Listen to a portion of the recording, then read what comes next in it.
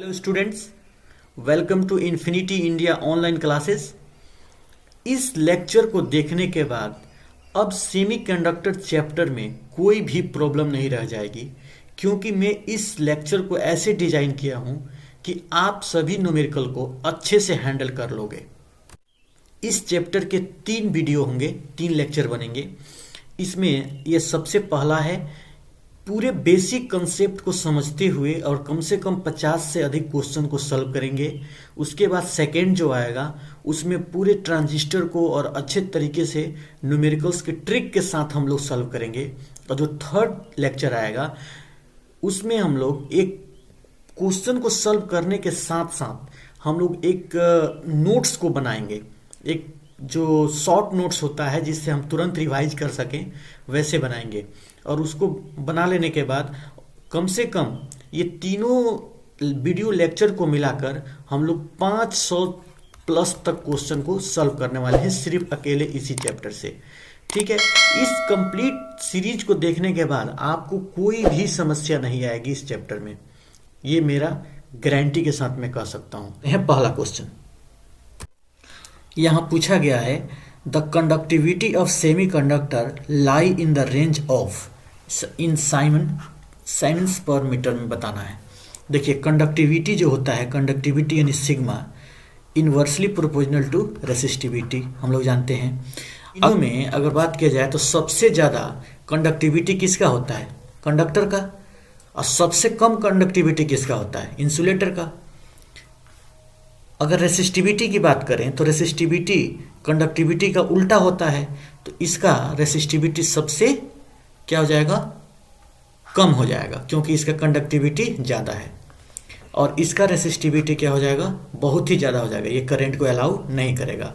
और जो सेमीकंडक्टर है इसका जो कंडक्टिविटी है ये in between conductor and insulator रहेगा, कंडक्टर और इंसुलेटर के बीच में रहेगा, और रेसिस्टिविटी भी बीच में ही रहेगा। तो यहाँ पे सेमीकंडक्टर का रेंज पूछा है, तो एक रेंज एनसीईआरटी ने दे रखा है। तो यहाँ पे एक लिस्ट तैयार हो गया है, कंडक्टर, सेमीकंडक्टर और इंसुलेटर। कंडक्टर, सेमीकंडक्टर और इंसुलेटर। कंडक्टर जो अलाउ करे करंट को, इंसुलेटर जो करंट को अलाउ नहीं करे, और सेमीकंडक्टर जो मॉडरेट लेवल पर इन दोनों के बीच में हो। कंडक्टिविटी जो होता है कंडक्टर का एकदम हाई होता है, और इसका कंडक्टिविटी लो होता है इंसुलेटर का। और यहाँ रेसिस्टिविटी की बात करें तो कंडक्टर का रेसिस्टिविटी वेरी लो होता है, और इसका वेरी हाई होता है रेसिस्टिविटी, रेसिस्ट करता है, रोकता है, इसलिए ये इंसुलेटर करंट को रोक देता है। अच्छा, तो ये जो रेंज दिया था एनसीईआरटी में, ये देखिए सिग्मा जो होता है ना, सिग्मा, ये सिग्मा है, ये सिग्मा जो है ये कंडक्टिविटी का सिंबल है, साइमन पर मीटर या ओम पर मीटर बोलते हैं। और ये रहा 10 के पावर 2 से 10 के पावर 8, ये कंडक्टर का होता है कंडक्टिविटी। सेमी कंडक्टर का होता है 10 के पावर -6 से 5, यही क्वेश्चन पूछा था। और इंसुलेटर का होता है कंडक्टिविटी 10 के पावर 1 से 10 के पावर -19, यानी बहुत ही कम कंडक्टिविटी होता है। देखिए 10 के पावर -1 का मतलब बहुत ही कम हो गया, 1/10 हो गया। वैसे ही कंडक्टर का अगर रेसिस्टिविटी देखें तो 10 के पावर 2 और 10 के पावर -2 से लेकर 10 के पावर -8 तक होता है। और सेमीकंडक्टर का जो रेसिस्टिविटी है 10 के पावर -5 से लेकर 10 के पावर 6 ओम मीटर होता है।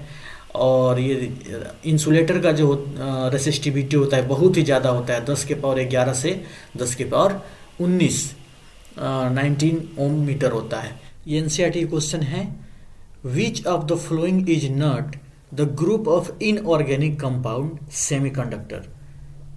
मतलब इनऑर्गेनिक सेमीकंडक्टर जो है, इनऑर्गेनिक कंपाउंड सेमीकंडक्टर का ग्रुप कौन सा नहीं है, इसमें ये चुनना है। इसके पहले मैं ना एनसीईआरटी का ना उसमें ले आकर दिखाता हूँ आपको। देखिए टाइप ऑफ सेमीकंडक्टर में एनसीईआरटी के अकॉर्डिंग एलिमेंटल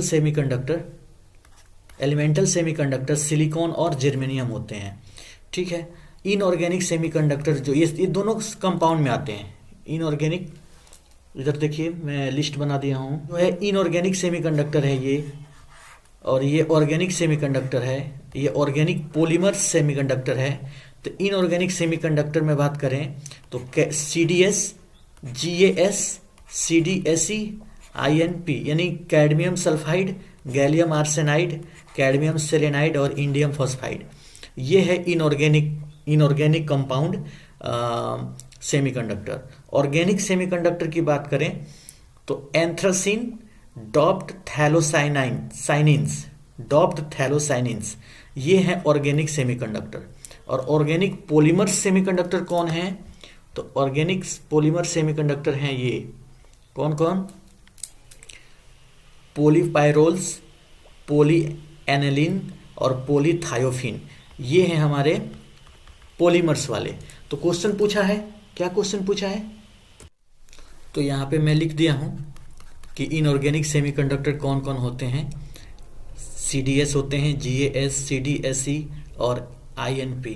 तो देखिए ये वाला ऑप्शन गलत है, मतलब यही, मतलब इस क्वेश्चन के अकॉर्डिंग यही सही है कि GaS तो है लेकिन सिलिकॉन के साथ जर्मेनियम नहीं लगा है, तो ये नहीं होगा, मतलब ये सेमीकंडक्टर इनऑर्गेनिक सेमीकंडक्टर नहीं है, यानी यही ऑप्शन सही है क्योंकि नहीं वाला पूछा है। बाकी CdS है, GaS है, CdSe है और InP है। तो ये NCERT का सवाल है, बहुत ही अच्छा सवाल है ये। अगला क्वेश्चन है द टेम्परेचर, मैं लिख देता हूँ इस क्वेश्चन को, 3rd नंबर है। The temperature T depends of resistivity rho of semiconductor is represented by, मतलब जो रेसिस्टिविटी यानी जो रो है वो टेम्परेचर के साथ कैसे डिपेंड करता है। तो याद रखना है कि जो रो होता है ना, इनवर्सली प्रोपोर्शनल टू टेम्परेचर होता है। किसके लिए ये वैलिड है? ये वैलिड है सेमीकंडक्टर के लिए, सेमीकंडक्टर के लिए याद रखना है। सेमीकंडक्टर में अगर टेम्परेचर बढ़ाते हैं तो रेसिस्टिविटी क्या होता है? कम होते जाता है। लेकिन ये अगर कंडक्टर की बात होती, कंडक्टर की अगर बात होती तो जो रेसिस्टिविटी है डायरेक्टली प्रोपोर्शनल टू टेम्परेचर हो जाता, यानी टेम्परेचर को बढ़ाएंगे तो रेसिस्टिविटी भी बढ़ जाता है।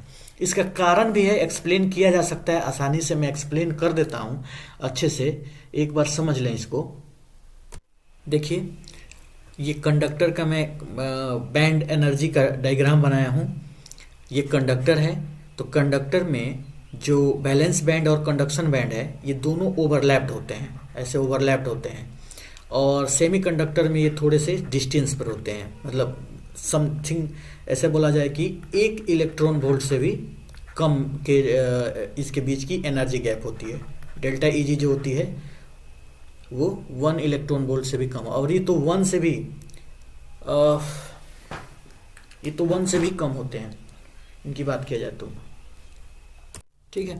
तो और ये बहुत ही कम होते हैं, ये कंडक्टर के बहुत ही कम होते हैं डेल्टा Eg के वैल्यू, ये बहुत ही पॉइंट्स में होते हैं, 0 पॉइंट समथिंग ऐसे करके। अब हम लोग बात कर लेते हैं कि अगर जैसे ही हम लोग इसको हीट करेंगे कंडक्टर को, तो यहाँ से जो इलेक्ट्रॉन है, इस वैलेंस बैंड के जो इलेक्ट्रॉन है निकल कर कहाँ चले जाएंगे? कंडक्शन बैंड में। और कंडक्शन बैंड में भी ऑलरेडी इलेक्ट्रॉन कुछ रहते हैं, क्योंकि ये ओवरलैप है तो आसानी से इलेक्ट्रॉन इसमें चले जाते हैं। तो यहाँ के कुछ इलेक्ट्रॉन अगर चले जाएंगे कंडक्शन बैंड में तो वहाँ पे गैदरिंग ज़्यादा हो जाएगा, इलेक्ट्रॉन और इलेक्ट्रॉन के बीच में कोलिजन ज़्यादा हो जाएगा। तो इस कोलिजन के कारण इसके रेसिस्टिविटी बढ़ जाएगा। जैसे एक मेला होता है और मेले में अगर लोग ज़्यादा बढ़ जाएं, अगर लोगों की संख्या अगर ज़्यादा बढ़ जाए उस मेले में, तो हम लोग क्या देखते हैं कि अगर ज़्यादा भीड़ हो जाता है तो वहाँ पे एक धक्का मुक्की ज़्यादा होने लगता है। तो यहाँ पे ज़्यादा अगर गैदरिंग हो जाएगा तो इसका मतलब लोग आसानी से उस रास्ते से, अगर इतना पतला रास्ता है तो ये लोग जा नहीं पाएंगे क्योंकि भीड़ ज़्यादा है। जस्ट ऐसे ही बात है कहाँ पे? इस बैलेंस बैंड और कंडक्शन बैंड के बीच। जब ये यहाँ से जैसे ही हीट करेंगे, यहाँ पे जैसे ही हम लोग टेम्परेचर देंगे तो बैलेंस बैंड के इलेक्ट्रॉन कंडक्शन बैंड में चले जाते हैं। तो वहाँ पे इतना ज़्यादा इलेक्ट्रॉन का क्राउड हो जाता है कि वो रन नहीं, मतलब आगे जा नहीं पाते हैं, एक दूसरे से कोलिजन होने लगता है। इसलिए इसका कंडक्टिविटी क्या होता है? कंडक्टिविटी कम हो जाता है और रेसिस्टिविटी बढ़ जाता है। ऐसे बात करें, रेसिस्टिविटी उसका बढ़ जाएगा और कंडक्टिविटी कम हो जाएगा। तो और जस्ट यहाँ पे अगर हम लोग बात करें तो ये तो इसके बीच में कुछ गैप है और इलेक्ट्रॉन इसमें कंडक्शन बैंड में लगभग ना के बराबर इलेक्ट्रॉन रहते हैं। तो अगर हीट थोड़ा सा मिलता है तो यहाँ से इलेक्ट्रॉन ज़्यादा मात्रा में वहाँ पे पहुँच जाते हैं, और यहाँ पे ऑलरेडी ही इलेक्ट्रॉन 9 के बराबर हैं या इक्का दुक्का है, तो कंडक्शन आराम से होता है, आसानी से होता है। इसलिए यहाँ पे बात करें तो यहाँ पे रेसिस्टिविटी क्या हो गया, कम हो गया। तो टेम्परेचर बढ़ाने पर सेमीकंडक्टर में टेम्परेचर अगर हम बढ़ाएंगे तो इसका जो रेसिस्टिविटी हो जाएगी वो क्या हो जाएगी, कम हो जाएगी, और इसकी कंडक्टिविटी ज़्यादा हो जाएगी। रेसिस्टिविटी कम तो कंडक्टिविटी ज़्यादा, ऐसे बात कर लेंगे।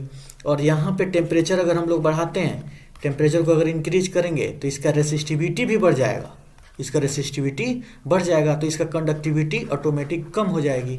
यानी यहाँ पे धक्का मुक्की ज़्यादा होगा इलेक्ट्रॉन और इलेक्ट्रॉन के बीच में, यानी कोलिजन ज़्यादा करेंगे तो इनके बीच में कोलिजन के कारण ये लोग आगे बढ़ नहीं पाएंगे, मतलब ये कंटिन्यू मूव नहीं कर पाएंगे। जैसे एक मेला में जो एग्जांपल मैं लिया था कि इस रास्ते से अगर ये निकलना चाहें तो बहुत ज़्यादा गैदरिंग हो जाएगा, टाइम बहुत ज़्यादा लगेगा, ठीक है। तो यही कहानी है यहाँ पे, जस्ट ऐसे ही क्वेश्चन को अटेम्प्ट करना है। तो यहाँ पे क्वेश्चन में देखिए, क्वेश्चन में हम लोग देख रहे हैं कि सेमीकंडक्टर का अगर टेम्परेचर के साथ कैसा डिपेंडेंसी है, तो इन्वर्सली प्रोपोर्शनल है सेमीकंडक्टर में, ठीक है। और कंडक्टर में कैसा होता है, डायरेक्टली प्रोपोर्शनल होते हैं। और याद रख लेना ये हमारा जो रेसिस्टिविटी है, ये रेसिस्टिविटी और कंडक्टिविटी उल्टे होते हैं। तो एक चीज़ याद कर लेंगे तो आसानी से हो जाएगा याद। जैसे देखिए मैं कैसे बता रहा हूँ, जो ये रेसिस्टिविटी है इन्वर्सली प्रोपोर्शनल टू टेम्परेचर, तो फिर से इसका उल्टा बोल देंगे, conductivity directly proportional to temperature, है ना। तो इन्वर्सली का एक ही तो ग्राफ यही तो है, इन्वर्स का ग्राफ। अगर टेम्परेचर अगर बढ़ाते हैं, जैसे देखिए पहले यहाँ पे टेम्परेचर रखे हम लोग, तो हमारा रेसिस्टिविटी यहाँ तक रहा। जैसे मान लो कि यहाँ पे 0 है, यहाँ पे 1 है, ठीक है। अगर जैसे ही टेम्परेचर अगर मान लीजिए 1 डिग्री पर था तो हमारा रेसिस्टिविटी 1 है, और जैसे ही हमारा टेम्परेचर बढ़ा दिया हमने 2 डिग्री कर दिया, तो 2 डिग्री करने से हमारा देखिए कम हो गया कि नहीं। ऐसे ग्राफ को चेक किया जाता है।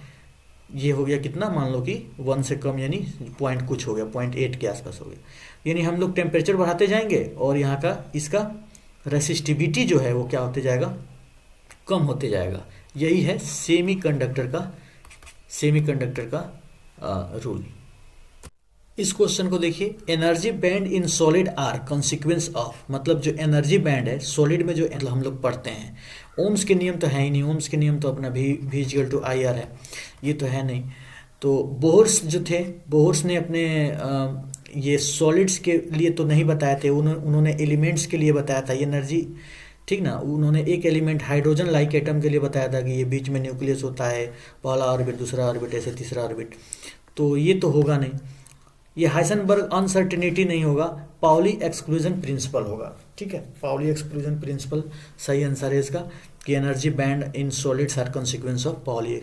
याद रख लेना इस क्वेश्चन को, पाउली उधर एटम में हम लोग पढ़ते हैं पाउली एक्सक्लूजन थ्योरी, वहाँ पर अच्छे से समझेंगे।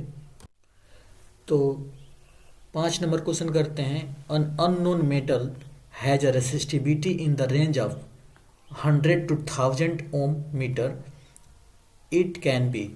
अगर 100 से 1000 ओम मीटर अगर होता है, 100 से 1000 ओम मीटर, इसके लिए बस याद रख लेना है हमें कि सेमीकंडक्टर ही हो सकते हैं।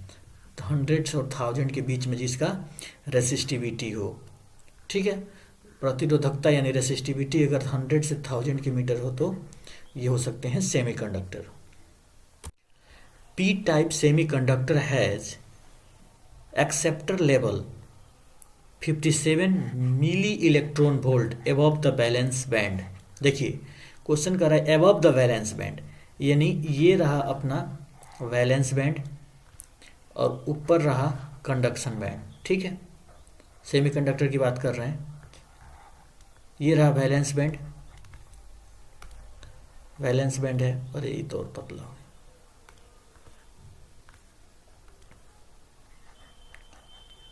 ये वैलेंस बैंड है और ये कंडक्शन बैंड है। तो बोल रहा है कि कंडक्शन बैंड और इनके बीच का जो एनर्जी गैप है ये कितना है, 57 मिली इलेक्ट्रॉन वोल्ट, ठीक है।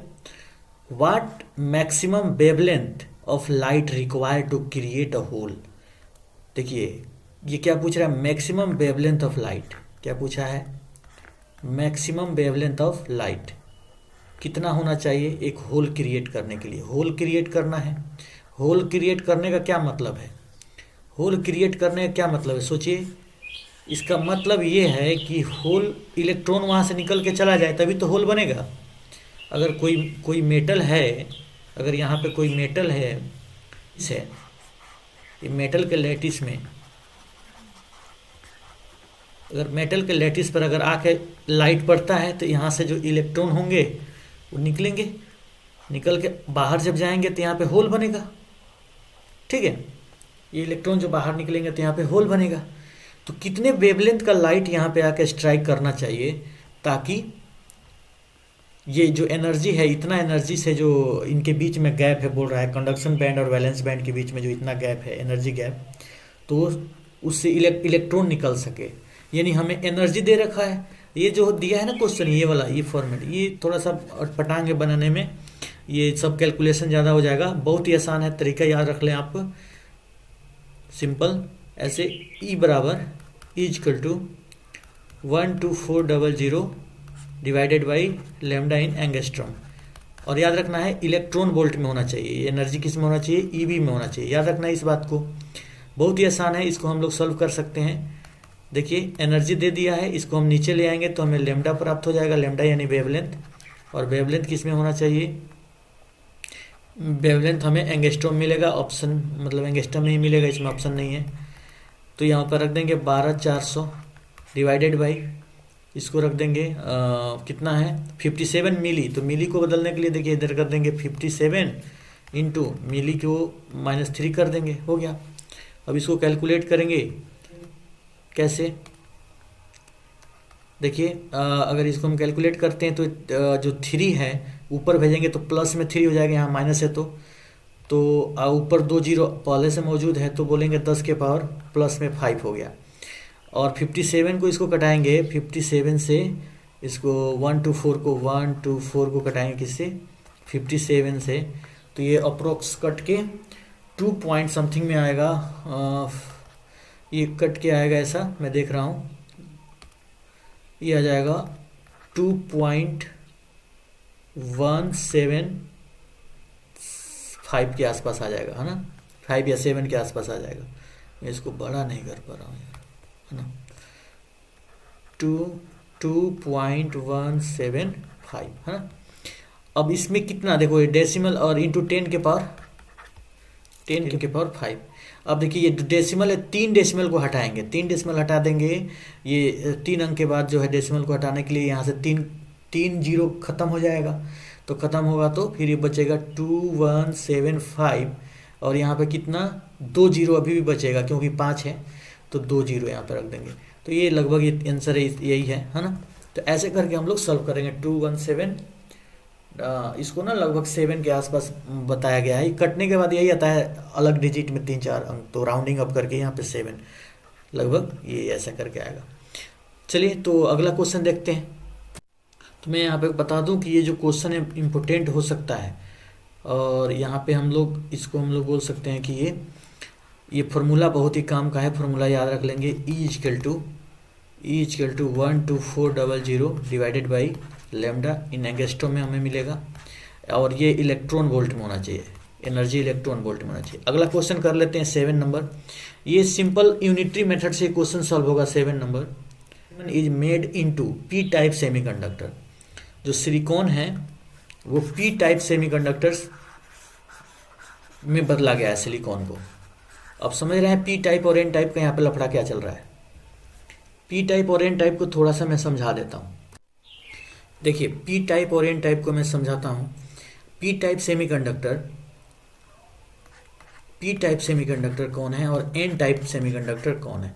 इन्हें एक्सट्रेंसिक, जैसे देखिए इंट्रेंसिक सेमीकंडक्टर प्योर होता है, इंट्रेंसिक जो है वो प्योर होता है।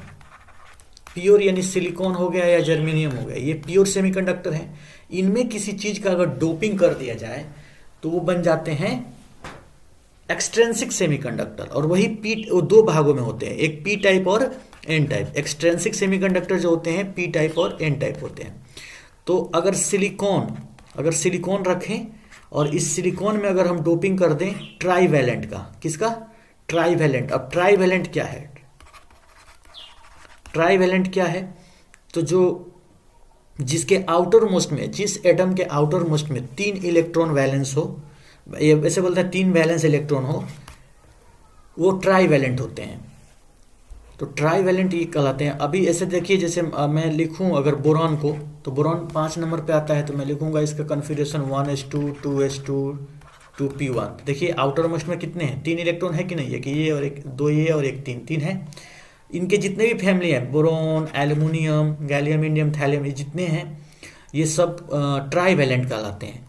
तो इस सिलिकॉन में अगर हम ट्राईवैलेंट को डोप कर दें, डाल दें, तो इससे क्या होगा, हमें पी टाइप सेमीकंडक्टर प्राप्त होगा।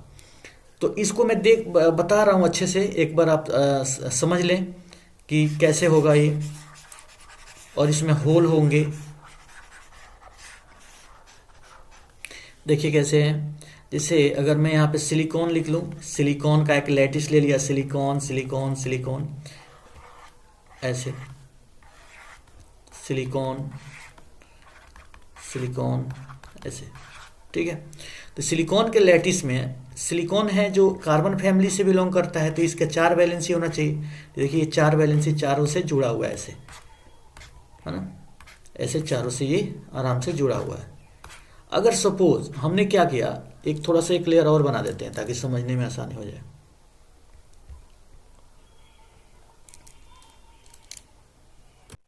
तो ये सिलिकॉन का एक लैटिस हो गया, यहाँ पे हमने एल्युमिनियम को जोड़ दिया, और यहाँ पे जब एल्युमिनियम जुड़ेगा तो एल्युमिनियम ट्राईवैलेंट है, इसके वैलेंसी 3 है। अरे एल्युमिनियम के वैलेंसी 3 होते हैं यार, इसमें क्या है, एल्युमिनियम कितने नंबर पाता है, 13 है ना, 13 है। तो 1s2 2s2 2p6 10 हो गए, 1s2 2s2 2p6 3s2 3p1। देखिए ये 3 है कि नहीं आउटर मोस्ट में, 2 और एक 3। तो यहाँ पे 3 है, तो ये 3 से बॉन्ड बनेंगे, तो एक यहाँ बॉन्ड बना लिया, एक यहाँ बना लिया इलेक्ट्रॉन, अपना इलेक्ट्रॉन एक यहाँ रख के, एक यहाँ रख के, एक इससे बॉन्ड बना लिया। तो एक तो खाली हो गया बेचारे का, एक जगह तो खाली हो गया, यहाँ पे देखिए कुछ नहीं है, तो यहाँ पे बच जाएगा होल, यहाँ पे बच जाएगा होल। तो इसलिए इसको ना, होल बच गया तो ये क्या होगा, अब ये होल मूव करेगा कहीं पे। हमने हीट कर दिया इस सेमीकंडक्टर को, अगर हीट कर दिया तो यहाँ से बॉन्ड अगर टूटता है तो इलेक्ट्रॉन यहाँ पे मूव कर जाएंगे, क्योंकि यहाँ पे स्थान खाली है। ऐसे ही अगर अलग अलग जगहों पर हमने इसको डोपिंग कर दिया एल्युमिनियम को, यहाँ पर अलग अलग जगहों पर, तो यहाँ पे बहुत सारे होल बच जाएंगे। तो यही है सेमीकंडक्टर का जो पी टाइप, इसमें होल होते हैं, होल मेजॉरिटी चार्ज कैरियर होते हैं। मेजॉरिटी चार्ज कैरियर कौन होते हैं, होल होते हैं, याद रखना है। जस्ट इसको उल्टा बोले, एन टाइप में क्या होते हैं, तो मेजॉरिटी चार्ज कैरियर इलेक्ट्रॉन होते हैं। और यहाँ पे डोपिंग हमने ट्राईवैलेंट का किया है पी में, तो एन टाइप में हम लोग किसको करेंगे, पेंटावैलेंट को। तो देखिए एक बार हम लोग पेंटावैलेंट को ही डोपिंग करते हैं। जैसे फास्फोरस बोला था मैं, तो फास्फोरस को मैं डोपिंग करता हूँ, यहाँ पे फास्फोरस पेंटावैलेंट है, यानी उसमें 5 है फास्फोरस में, तो 5 है। तो देखो एक यहाँ बॉन्ड बना लेगा, एक यहाँ बना लेगा, एक यहाँ बना लेगा, एक यहाँ बना लेगा, ये तो 4 बना लिए। सिलिकॉन से 4 ही बना सकता है, लेकिन एक इलेक्ट्रॉन इसका एक्स्ट्रा हो गया यहाँ पे, तो इलेक्ट्रॉन की संख्या यहाँ पे अधिक हो गई। अब ये इलेक्ट्रॉन फ्री टू मूव है, कहीं भी जा सकता है। तो इस तरह से एन टाइप जो होते हैं उनमें इलेक्ट्रॉन की संख्या अधिक होती है, और पी टाइप में होल की संख्या, मतलब ऐसे बोलेंगे वहाँ पे एक जगह खाली रहता है। तो एन टाइप इलेक्ट्रॉन की संख्या अधिक होती है, इसे ध्यान रखना है। और ये भी ध्यान रखना है कि एन टाइप में हम लोग पेंटावैलेंट। अच्छा एक और चीज़ मैं यहाँ पे बात बताने वाला हूँ, सुन लो ध्यान से, कि यहाँ पे जो पेंटावैलेंट होते हैं ना, वो इलेक्ट्रॉन देने वाले होते हैं, तो इसलिए इसको बोलते हैं डोनर, इसको बोलते हैं डोनर, ठीक है। और ये देखिए जो हम लोग यहाँ पे जो ट्राईवैलेंट, जो पी टाइप में जो लिख रहे थे, ट्राईवैलेंट को जो जोड़ रहे थे, तो ये होते हैं एक्सेप्टर। ये कौन होते हैं, एक्सेप्टर। जैसे पी टाइप बनाने के लिए हम लोग ने किसको जोड़ा था, हमने एल्युमिनियम को जोड़ा था, तो एल्युमिनियम जो है वो एक्सेप्टर कहलाएंगे, यानी ट्राईवैलेंट वाले क्या कहलाएंगे, एक्सेप्टर। और पेंटावैलेंट वाले क्या कहलाएंगे, डोनर कहलाएंगे। इसको अच्छे से समझ लेना है, आप टेंशन नहीं लो। पहले मैं सोचा हूँ कि पहले मैं क्वेश्चन कराऊंगा, 500 क्वेश्चन कराऊंगा मैं, और क्वेश्चन कराने के बाद मैं कंसाइज वे में पूरे चैप्टर को फिर से रिकेप करूंगा।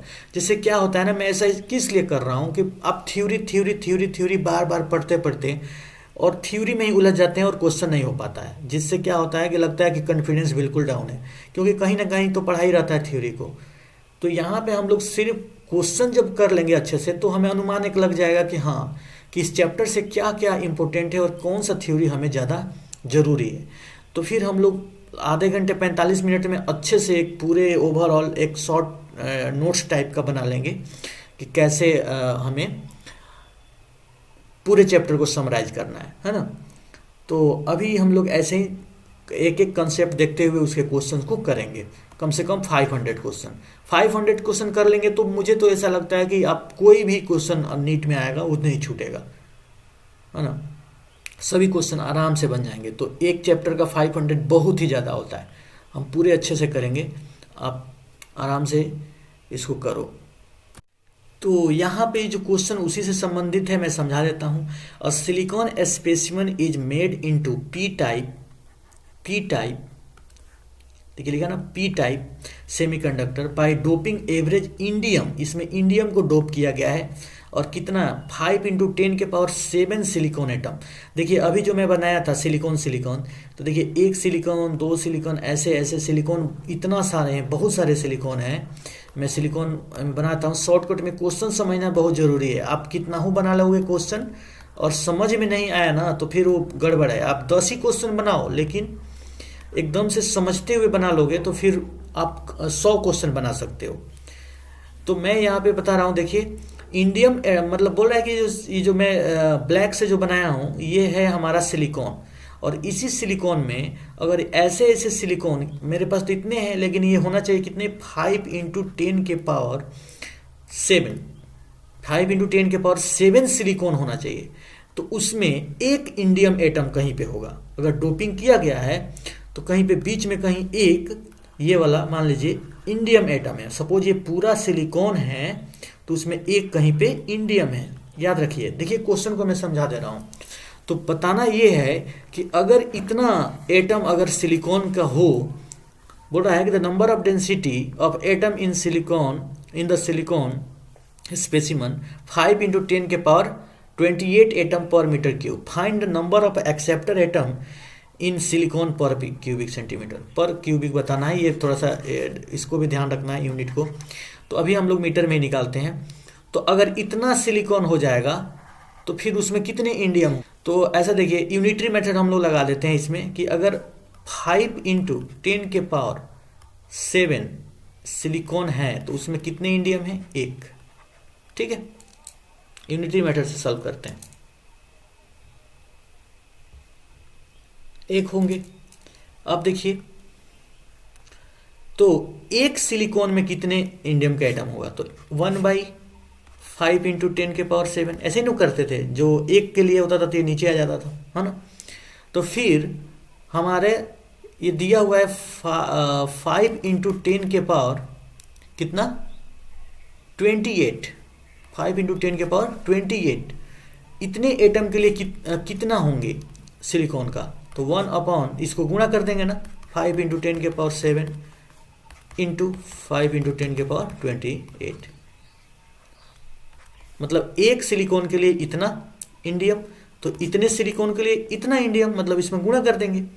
और सिंपली इसको देखते हैं, मल्टीप्लाई करने के बाद यहाँ पे आएगा हमारा, ये देखिए 5 से 5 मर जाएगा, ऊपर बच जाएगा कितना 28, 10⁻28, और नीचे बच रहा है, मैं थोड़ा सा छोटा लिखना चाहिए था, माफ़ करना, यहाँ पे 28 होना चाहिए ना, और यहाँ पे होना चाहिए 10⁻7। तो ये कटेगा तो देखो 7 है, इस कट जाएगा तो कितना आ जाएगा 21 आ जाएगा, 21। और 21 को अगर हमने अब यहाँ पे यूनिट का भी लफड़ा कर दिया, तो यूनिट में अगर देखा जाए तो सेंटीमीटर क्यूब है ना, तो हम लोगों ने सेंटीमीटर में बदलने के लिए अगर 1 सेंटीमीटर बदलना होता है तो 100 से हम लोग डिवाइड करते हैं, लेकिन यहाँ पे क्यूब है तो 3 बार 100 से डिवाइड करना पड़ेगा, है कि नहीं, तब जाके सेंटीमीटर क्यूब में बदलेगा। ये मीटर क्यूब में है। तो हमें सेंटीमीटर क्यूब तो हमने लगभग देखिए 100 × 100 × 100 3 बार क्यों किया, क्योंकि क्यूब है यार। एक रहता तो हम लोगों ने, ये तो वॉल्यूम है ना, तो वॉल्यूम को 3 बार करना ही पड़ेगा। एरिया रहता तो 2 बार करना पड़ता, लेंथ रहता तो सिर्फ 100 से करना पड़ता। तो अब देखिए यहाँ पे 2 है, तो 6 हो गए, 0 6 जीरो ऊपर जाएंगे तो माइनस में 6 जीरो हो जाएंगे, तो ऊपर 6 अगर माइनस कर दिया जाए तो कितना होगा इसमें से, तो 15 आ जाएगा, 10 के पावर 15 एटम पर सेंटीमीटर क्यूब, पर सेंटीमीटर क्यूब, पर सेंटीमीटर क्यूब। ठीक है, ऐसे सॉल्व करेंगे, बहुत ही सिंपल क्वेश्चन है। तो हम लोग एकदम पहले स्टार्टिंग में एकदम बेसिक से चलते हैं ताकि हमें हर पॉइंट समझ में आए, फिर हम लोग एकदम एडवांस लेवल का भी क्वेश्चन करेंगे। एक कंसेप्ट यहाँ पे हम लोग देख रहे हैं कि अभी ये देखिए जनरल कंडक्टर की बात कर रहे हैं, अभी हम लोग सेमी कंडक्टर की बात नहीं कर रहे हैं। यहाँ पे जनरल कंडक्टर की अगर बात करें तो जनरल कंडक्टर में हम लोग देख रहे हैं कि कंडक्टिविटी जो पढ़े थे कौन से चैप्टर में, करंट इलेक्ट्रिसिटी में, कंडक्टिविटी होता है NeVT। N है नंबर ऑफ चार्ज, E है इलेक्ट्रॉन यानी इलेक्ट्रॉन के ऊपर जो चार्ज है वो, Vd है ड्रिफ्ट वेलोसिटी और E है इलेक्ट्रिक फील्ड। इससे हमें कंडक्टिविटी मिलता था। ठीक है,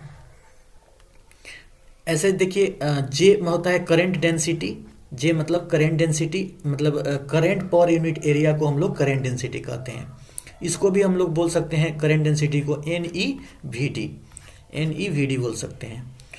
और एक और यहाँ पे आता है mobility, mu equal to VD/E, मतलब ड्रिफ्ट वेलोसिटी बाई E मतलब इलेक्ट्रिक फील्ड। इलेक्ट्रिक फील्ड को अगर ड्रिफ्ट वेलोसिटी को इलेक्ट्रिक फील्ड से डिवाइड कर देंगे तो हमें क्या मिल जाएगा, मोबिलिटी मिल जाएगा। ठीक है, तो अब इसमें रिलेशन निकालते हैं कंडक्टिविटी में। देखिए यहाँ पे VD/E है, तो यहाँ पे हम लोग म्यू लिख सकते हैं कि नहीं, मोबिलिटी लिख सकते हैं। तो यहाँ पे बदल गया है मोबिलिटी में इसको बदल दिया गया है। तो कंडक्टिविटी बराबर NE म्यू, N मतलब number of charge carrier, E मतलब इलेक्ट्रॉन यहाँ पे चार्ज कैरियर है, और म्यू मतलब मोबिलिटी हो गया। तो कंडक्टिविटी इस पे डिपेंड करता है, नंबर ऑफ चार्ज कैरियर पर, इलेक्ट्रॉन पे, और ये मोबिलिटी। तो अब इसको तो हम लोग जनरल कंडक्टर जैसे एल्युमिनियम हो गया, कॉपर हो गया, आयरन हो गया, ये इन सब में हम लोग इसको अप्लाई करते हैं। लेकिन सेमी कंडक्टर में तो चार्ज कैरियर के रूप में होल भी होता है और इलेक्ट्रॉन भी होते हैं, होल और इलेक्ट्रॉन दोनों होते हैं। तो हम लोग इसमें कैसे करेंगे, ठीक है। इसी को बनाने के लिए देखा गया यहाँ पे कि इलेक्ट्रॉन और होल इन दोनों के लिए करंट यहाँ पे होगा। तो सेमी कंडक्टर के लिए बस दोनों के लिए क्या किया है, जोड़ दिया गया है कंडक्टिविटी को। देखिए यहाँ पे नंबर ऑफ इलेक्ट्रॉन ई के कारण ये सभी हैं, और यहाँ पे होल के कारण है तो Ne, ठीक है, और E मतलब वही चार्ज कैरियर, और म्यू E इलेक्ट्रॉन के कारण, फिर होल नंबर ऑफ होल, फिर ये चार्ज कैरियर ऑफ होल, ऐसे बोलेंगे। वही प्रोटॉन होते हैं जो 1.6 प्लस में हो जाते हैं, 10 × 10 के पावर -19 प्लस वाले, और ये होल, मोबिलिटी ऑफ होल। इन दोनों को जोड़ेंगे तो हमें कंडक्टिविटी मिलेगा, किसका, तो सेमी कंडक्टर का मिलेगा। इसी पे एक सवाल है, एक और इस पे कंसेप्ट आता है। ये कंसेप्ट है कि प्योर सेमी कंडक्टर के लिए अगर इंट्रिंसिक सेमी कंडक्टर हो, एक्सट्रिंसिक नहीं, प्योर हो, तो प्योर सेमी कंडक्टर के लिए होल और इलेक्ट्रॉन क्या होते हैं, बराबर होते हैं। तो अगर इसमें हम लोग पुट करते हैं तो देखते हैं कि हमारा जो Ne × NH, बहुत ही फेमस फॉर्मूला है, हर बुक में आपको देखने को मिल जाता है, और इससे सवाल आज करेंगे ताकि समझ में आए आखिर है क्या। तो n² बराबर Ne.NH। तो बोलते हैं यहाँ पे जो n² जो है ना, ये charge density of pure semiconductor, intrinsic semiconductor का चार्ज डेंसिटी है। Ne मतलब नंबर ऑफ इलेक्ट्रॉन, और NH मतलब नंबर ऑफ होल के मल्टीपल के बराबर होता है, ऐसा माना गया। मतलब एक फॉर्मूला है। इस फॉर्मूले के ऊपर देखते हैं क्वेश्चन कैसे आता है, इसको अप्लाई करते हैं।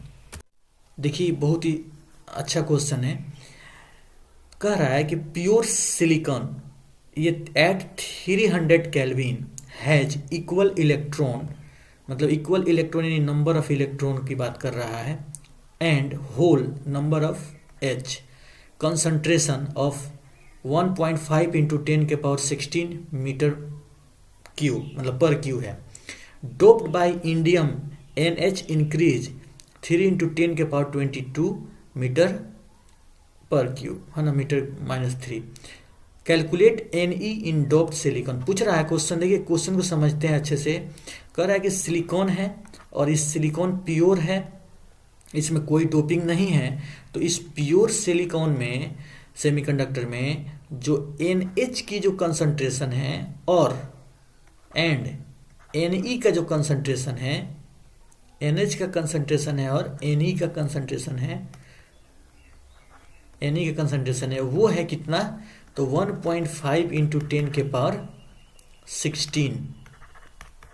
ठीक है, इतना है। मतलब ये डेंसिटी जो मतलब बोल रहा है कि अगर जब प्योर है तब कितना है, इन होल और इलेक्ट्रॉन दोनों की संख्या है 1.5 × 10⁻16। सिंपल है क्वेश्चन, लॉजिक समझिए कि कोई एक अगर ऐसा सिलिकॉन का कोई प्लेट है तो इसमें होल और इलेक्ट्रॉन ये दोनों कितने हैं, 1.5 × 10⁻16 है।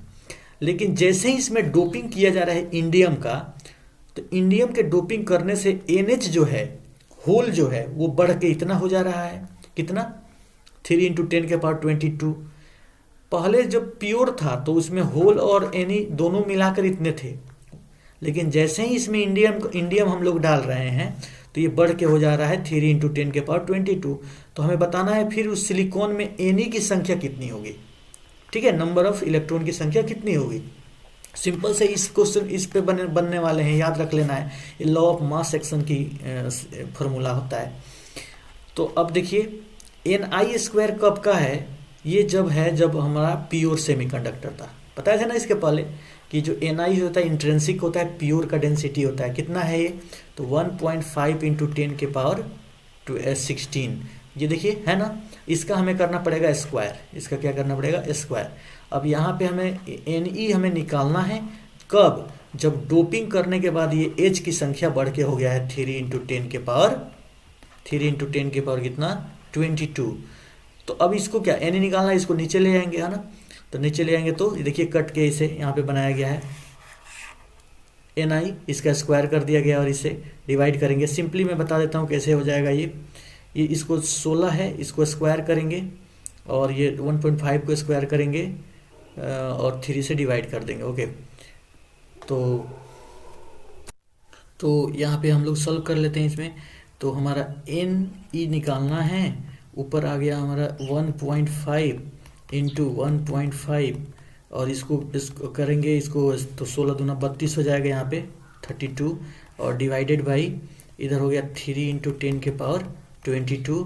अगर इसको हम लोग काटें तो देखिए ये 15 है, 15 मान के चलो, 15 × 15 कितना होता है, 225 होता है और डिवाइडेड बाई 3 हो जाएगा। मैं एक बार इसलिए सॉल्व कर रहा हूँ ताकि आपको प्रॉब्लम ना हो। तो 225 हो जाएगा और यहाँ पे आ गया, देखिए ये 22 है ना, तो ऊपर जाके माइनस हो जाएगा, तो इसमें से घटेगा। तो 32 में से अगर हम लोग 22 को कर लेंगे, माइनस कर लेंगे तो 10⁻10 बच जाएगा। मतलब 22 और 10, हाँ 32 में से 22 निकलेगा, 10 बच जाएगा। और इसको हम लोग कटाते हैं, देखिए ये जो आएगा ना, ये 225 नहीं आएगा, ये 2 अंक के बाद दशमलव आएगा, यानी 2.25 आएगा। और इसको हम लोग कटाएंगे तो 0.75 टाइम्स कट जा रहा है, यानी 0.75 × 10। तो अगर इसमें से हम लोग एक डेसिमल इधर पीछे ले जाते हैं तो इधर यहाँ से कम होगा, तो हो जाएगा 7.5 × 10⁹। ये बहुत ही आसान है, लेकिन ये समझना बहुत ज़रूरी है कि ये जो फार्मूला है ये कहाँ अप्लाई होगा।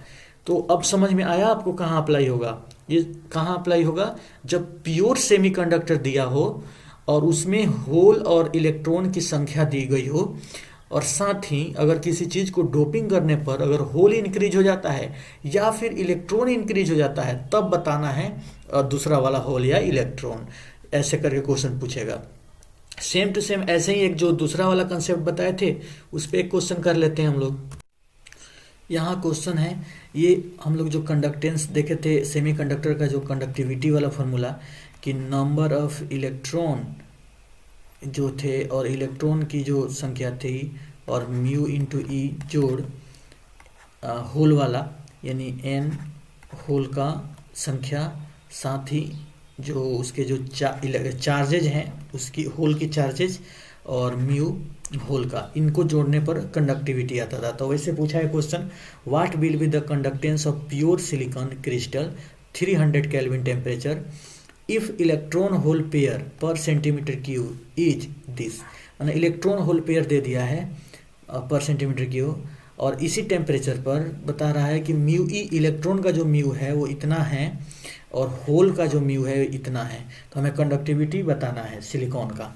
तो सिंपल है, देखो यहाँ पे जो इलेक्ट्रॉन का पेयर ही दे दिया है तो हम लोग इसमें कॉमन ले लेते हैं, जो को इसमें किया है एन, मतलब एन और ई इनको कॉमन ले सकते हैं, और सिर्फ म्यू होल का जोड़ म्यू इलेक्ट्रॉन का, यही तो बस एक अनकॉमन है।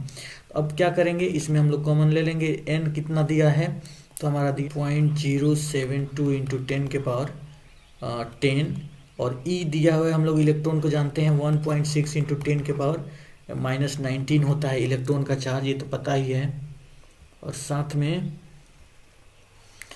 अब हम लोग इसके वैल्यू को भरते हैं, ये वाला म्यू ई, एच कितना होगा 1350 है, 1350 है जोड़, और इलेक्ट्रॉन वाला कितना है तो दिया हुआ है 480, और इसको सॉल्व कर लेंगे फटाफट आराम से, इसको जोड़ेंगे। जोड़ने के बाद से कितना आएगा, तो यहाँ पे इनको जोड़ने पर ये और इनको मल्टीप्लाई करने पर आ जाएगा 1.7 के आसपास, और साथ में देखिए प्लस में है 10 और माइनस में 19, तो घट के हो जाएगा माइनस में 9 बच जाएगा यहाँ पे, और इसको जोड़ने पर आ रहा है 1830।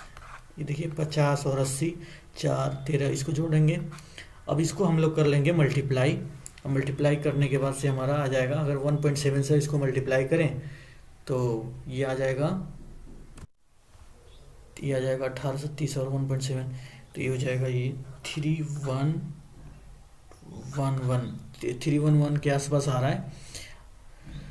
और यहाँ पे हम लोग डेसिमल अगर लेते हैं, ये 10 के पावर -9 है, और डेसिमल को अगर इधर कम करेंगे, इधर बढ़ाएंगे तो यहाँ से कम होते जाएगा, 6 हो जाएगा ना, 3 अंक के हटाएंगे, यहाँ से 3 हटा देंगे तो जगह 3.111।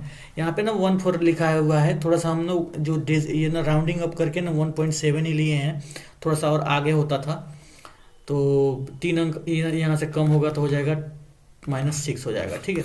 तो ऐसे बनेंगे। तो जस्ट मैं ये समझाना चाह रहा हूँ कि यहाँ पर जो क्वेश्चन बनते हैं इसके ऊपर भी क्वेश्चन बनने वाले हैं। ये वाला ये जो फार्मूला है, अब तक जितने भी फार्मूले आ गए हम सब लास्ट में सबको करेंगे कि ये कौन कौन से इसमें मेन फार्मूला है और क्या कंसेप्ट है, सभी को एक बार और करने वाले हैं। लेकिन जस्ट अभी क्वेश्चन को देखेंगे ध्यान से। अगला क्वेश्चन देखते हैं। तो ये बहुत ही सिंपल क्वेश्चन है कि गैलियम आर्सेनाइड क्या है। तो गैलियम आर्सेनाइड हम लोग पढ़े थे इनऑर्गेनिक सेमीकंडक्टर है, ठीक है, इनऑर्गेनिक सेमीकंडक्टर है। लेकिन यहाँ पे कोई भी इनऑर्गेनिक नाम नहीं है, यहाँ पे मेटलिक तो हो ही नहीं सकता, बैड कंडक्टर है ये तो है नहीं, एलिमेंटल तो है नहीं क्योंकि एलिमेंटल सिलिकॉन होते हैं और जर्मेनियम होते हैं, तो ये भी नहीं होगा। एलॉय सेमीकंडक्टर होगा, ठीक है, एलॉय बनते हैं दो एलिमेंट्स को मिक्स करने के बाद। ये भी क्वेश्चन बहुत ही सिंपल है। Intrinsic germanium and silicon at absolute zero, इसको हम लोग बात कर लेते हैं। कौन सा कितना नंबर क्वेश्चन है,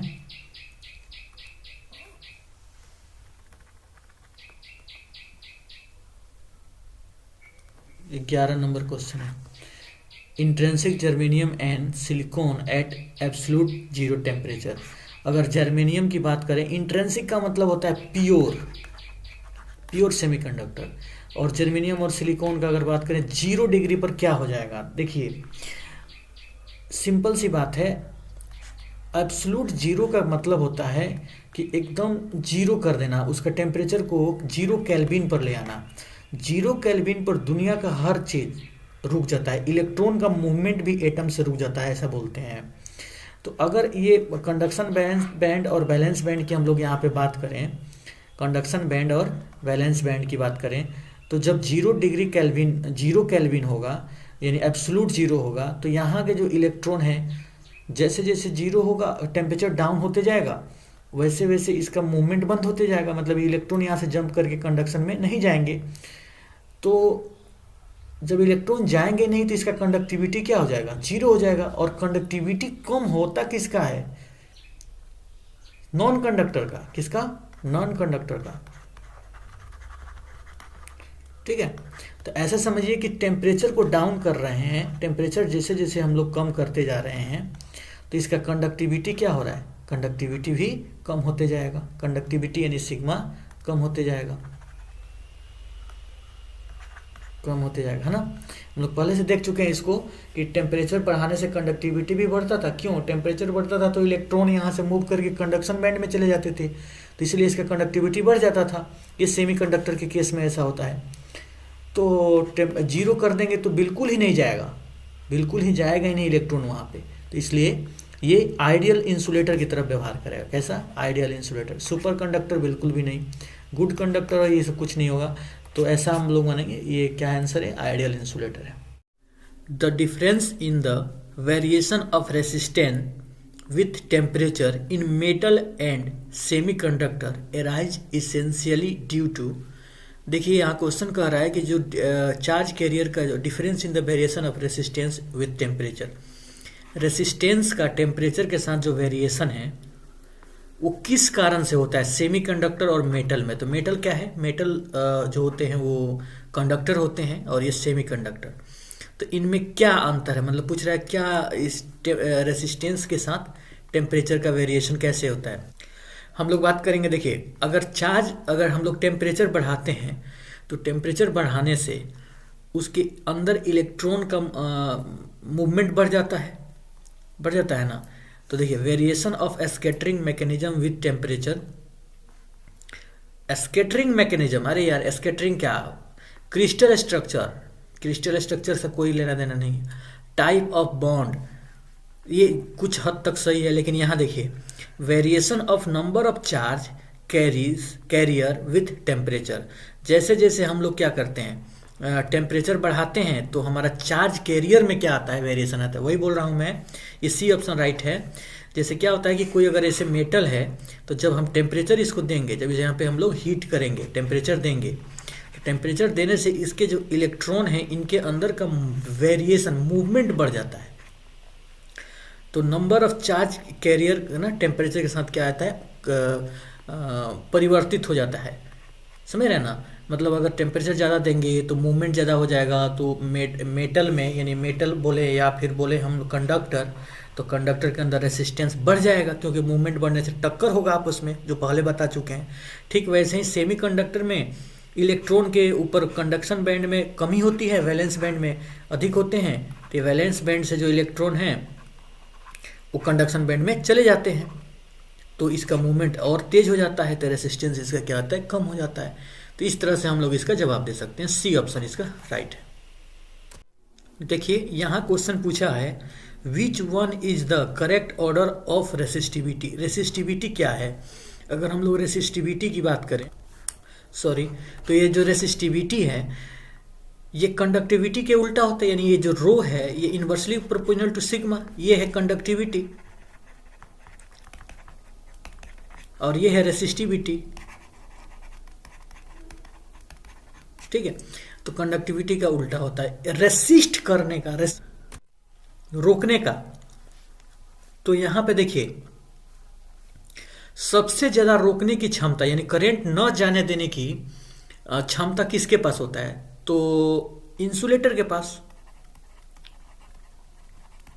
क्योंकि इंसुलेटर अपने अंदर से करंट जाने नहीं देता, यानी रेसिस्ट करता है, और रेसिस्टिविटी पूछा है।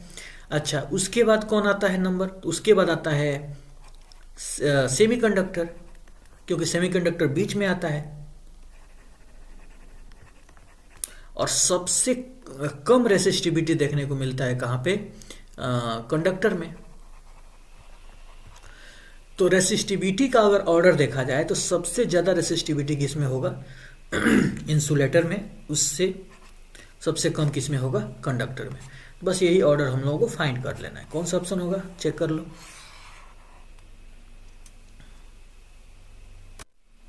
ऑप्शन नंबर डी होगा, है ना। कुछ कट गया, माफ करना, इससे मैं इसको लिख देता हूँ, 1 मिनट। लिखना क्या है, यही है, सेम, ऐसे समझो कि यही है ना। ये क्वेश्चन बहुत ही इंपॉर्टेंट है, ये कंसेप्चुअल क्वेश्चन है मैं बोलूँ तो, और इसको समझिएगा अच्छे से। The diagram shows piece of pure semiconductor S, यानी ये जो एस लिखा हुआ है ये सेमीकंडक्टर का एक पीस है, टुकड़ा है, in series with variable resistance R, और इसी से सीरीज में एक आर रेसिस्टेंस वेरिएबल है लगाया गया है, and a source of constant voltage भी, और इससे एक बी वोल्ट कांस्टेंट जोड़ा गया है। वुड यू इंक्रीज और decrease the value of R, कह रहा है कि क्या करेंगे आप, क्या ये आर का वैल्यू बढ़ाएंगे, ये वाला आर का वैल्यू पूछ रहा है यहाँ पर। इस देखिए यहाँ पे जो रेसिस्टेंस ऐसे लिख कर और इस पे एक तीर लग जाता है ना, तो इसका मतलब ये वेरिएबल रेसिस्टेंस है। तो पूछ रहा है कि क्या आप वेरिएबल रेसिस्टेंस को बढ़ाएंगे या घटाएंगे अगर आपका रीडिंग एमीटर का जो रीडिंग है, एमीटर किसको रीड करता है, करंट को, आई को कांस्टेंट रखना है। तो when semiconductor S is heated, जब सेमीकंडक्टर एस जो है इसको हीट किया गया है। बहुत ही खूबसूरत सवाल है, इसमें बहुत ही है और कंसेप्चुअल है। इसको समझिए ऐसे, अगर हम लोग ओम्स के लॉ के अकॉर्डिंग अगर बात करें तो V equal to I into R होगा, और बोला जाए आई बराबर बोले तो V बाई आर, ठीक है, ऐसे I equal to V by R. तो अगर मैं बोलूं कि रेसिस्टेंस आपका बढ़ रहा है तो आप बोलोगे करंट क्या होगा, घटेगा। क्यों? क्योंकि एक दूसरे से ये इन्वर्सली प्रोपोर्शनल है, तो एक बढ़ेगा तो दूसरा घटेगा। तो यहाँ पे अगर बताया जाए आपको कि जब यहाँ से करंट ऐसे आएगा, अगर इसको हम हीट करेंगे सेमीकंडक्टर को, यहाँ सेमीकंडक्टर अगर मैं इसको हीट करूँ तो इसके हीट करने से इस सेमीकंडक्टर का जो कंडक्टिविटी है बढ़ जाएगा। कंडक्टिविटी बढ़ेगा तो इसका मतलब इसका रेसिस्टेंस क्या हो जाएगा, कम हो जाएगा। किसका? सेमीकंडक्टर का। अब रेसिस्टेंस कम होते ही इस सर्किट में फ्लो होने वाले करंट क्या हो जाएंगे, बढ़ जाएंगे। समझ रहे बात को समझ में आ रहा है? जैसे ही हम देखिए फिर से समझ लीजिए, जैसे ही इस सेमीकंडक्टर को हम हीट करेंगे, सेमीकंडक्टर को जैसे ही हीट करेंगे, इस सेमीकंडक्टर को हीट करते ही इसका कंडक्टिविटी यानी सिग्मा हो जाएगा, बढ़ जाएगा। तो इसका मतलब रेसिस्टेंस क्या हो गया, कम हो गया। रेसिस्टेंस कम हुआ तभी तो इसका कंडक्टिविटी बढ़ा। या ऐसे बोले कंडक्टिविटी बढ़ने से ही इसका करंट क्या हो जाता है, बढ़ जाता है। करंट क्या हो जाएगा, बढ़ जाएगा। करंट बढ़ने नहीं देना है हमको। ये देखिए क्या कर रहा है, हमें एमीटर का जो रीडिंग है उसको कांस्टेंट रखना है, यानी करंट को बढ़ने नहीं देना है। तो जब करंट हमको नहीं बढ़ने देना है, तो यहाँ से देखिए जब करंट को नहीं बढ़ने देना है तो रेसिस्टेंस को क्या करना पड़ेगा, आपको बढ़ा देना पड़ेगा ताकि ये मैनेज कर जाए। तो इस आर रेसिस्टेंस जो है इसको थोड़ा सा बढ़ा दीजिए। जैसे ही रेसिस्टेंस का वैल्यू बढ़ेगा तो ये जो करंट का जो वैल्यू था अपने आप क्या हो जाएगा, कॉम्पनसेट कर जाएगा, मतलब कम हो जाएगा, मतलब बराबर में हो जाएगा जैसा कांस्टेंट हमको चाहिए। तो सिंपल सा लॉजिक है कि अगर हमें एमीटर में, इस एमीटर में रीडिंग कांस्टेंट चाहिए तो हीट जब इसको करेंगे, कंडक्टर को, सेमीकंडक्टर को जब हीट करेंगे तो इस रेसिस्टेंस को बढ़ाना पड़ेगा। ठीक है, कंसेप्ट समझ में आया? लॉजिक बहुत ही क्लियर है, स्पष्ट है। जैसे ही सेमीकंडक्टर हीट होगा, हीट होने से इसमें से ज़्यादा मात्रा में इलेक्ट्रॉन रिलीज होंगे जिससे कंडक्टिविटी बढ़ जाएगा। मैं बार बार बोल रहा हूँ, हीट होने से सेमीकंडक्टर का कंडक्टिविटी बढ़ता है। कंडक्टिविटी बढ़ने का मतलब हुआ कि इसका करंट बढ़ जाएगा। उस करंट को कॉम्पनसेट करने के लिए, कम करने के लिए, मतलब कांस्टेंट करने के लिए हम बाहर का जो एक्सटर्नल रेसिस्टेंस है इसको क्या कर देंगे, बढ़ा देंगे। तो हमारा आंसर होगा कि इंक्रीज करेंगे। देखा कितना कंसेप्चुअल क्वेश्चन है। हो सके तो स्क्रीनशॉट इसका लेकर रख लो या लिख लो कहीं। Question, a semiconductor doped with donor impurity. बताइए डोनर इम्प्योरिटी किसे कहते हैं? तो डोनर वो होगा जो इलेक्ट्रॉन देगा। इलेक्ट्रॉन जो देता है वही तो डोनर होता है, और इलेक्ट्रॉन देने की क्षमता एन टाइप में होती है ना। एन टाइप वाले को बोलते हैं जिसमें इलेक्ट्रॉन देते हैं, तो इसका आंसर हो जाएगा एन टाइप। और एक्सेप्टर कौन होगा? तो एक्सेप्टर होता है पी टाइप। पी टाइप होता है एक्सेप्टर। क्यों? क्योंकि इसमें होल होते हैं और होल क्या करता है, इलेक्ट्रॉन को एक्सेप्ट करता है, अपने अंदर ले लेता है। डोनर टाइप कौन होता है? देखिए डोनर मतलब इलेक्ट्रॉन देने वाले, और इलेक्ट्रॉन को देने वाले कौन होते हैं? जैसे सिलिकॉन है तो सिलिकॉन में 4 बॉन्ड होता है, तो इसमें अगर हम जब फास्फोरस को यानी पेंटावैलेंट को ऐड करते हैं तो 5 वाले ऐड करेंगे तो इसके पास 5 इलेक्ट्रॉन रहेगा, तो एक तो बना लेगा इससे, एक इधर बना लेगा, एक इधर बना लेगा, यानी 4 तो ये बना लेंगे। ऐसे 4 सिलिकॉन से ये जुड़ जाएंगे, एक इलेक्ट्रॉन बच जाएगा और यही इलेक्ट्रॉन क्या कर देते हैं, डोनेट कर देते हैं, और इसीलिए ये डोनर कहलाते हैं। ठीक है, तो जो भी नाइट्रोजन फैमिली से है वो पेंटावैलेंट है, तो पेंटावैलेंट ही डोनर कहलाते हैं। क्वेश्चन है electric conduction in semiconductor take place due to. तो सेमीकंडक्टर के अंदर जो भी इलेक्ट्रिक का फ्लो होता है वो होल के कारण भी होता है, प्लस इसमें इलेक्ट्रॉन के कारण भी होते हैं, क्योंकि होल और इलेक्ट्रॉन दोनों मूव करते हैं। तो इसका ऑप्शन सी हो जाएगा। देखिए क्वेश्चन कह रहा है इन प्योर सिलिकॉन है और Ni दे दिया है, मैंने इंट्रेंसिक का वो नंबर दे दिया है, जो अपना वो फॉर्मूला नहीं होता था Ni का square is equal to Ne into NH। इस फॉर्मूला पे सवाल बन रहा है। बोल रहा है कि क्रिस्टल में 300 केल्विन दिया हुआ है टेम्परेचर, और इसमें कितने इलेक्ट्रॉन्स हैं, 10 के पावर 21 ऑफ फॉस्फोरस के हैं, एडेड टू क्यूबिक मीटर। इसको क्यूबिक मीटर में ऐड किया गया। द न्यू होल, नया होल क्या हो गया, यानी एच की वैल्यू पूछ रहा है, ये दिया हुआ है और ये दिया हुआ। सिंपल है कि नहीं क्वेश्चन। तो NH हमें बताना है, तो ये ऊपर चला जाएगा Ni इसका square divided by Ne। Ni कितना दिया हुआ है, 10 के पावर 16, 10 टू द पावर 16 दे दिया है, डिवाइडेड बाई ये कितने हैं, 10 टू द पावर 21। अच्छा, इसको स्क्वायर भी कर लेना है, तो ये हो जाएगा 10 टू द पावर 32, और ये हो जाएगा 10 टू द पावर 21। अगर इसको हम लोग करते हैं तो ये घटेगा तो कितना हो जाएगा, 1 और 2, ओके, 10 टू द पावर 11 आएगा। तो ये इतने पर मीटर क्यूब होंगे, इतने एटम पर मीटर क्यूब, ये आएंगे ना 10 के पावर 11 होल के। 1 मीटर क्यूब में इतने होल होंगे, 10 के पावर 11 होल होंगे। ये रह दे जाएगा। अगला क्वेश्चन है the energy gap between the conduction band and valence band for a semiconductor material.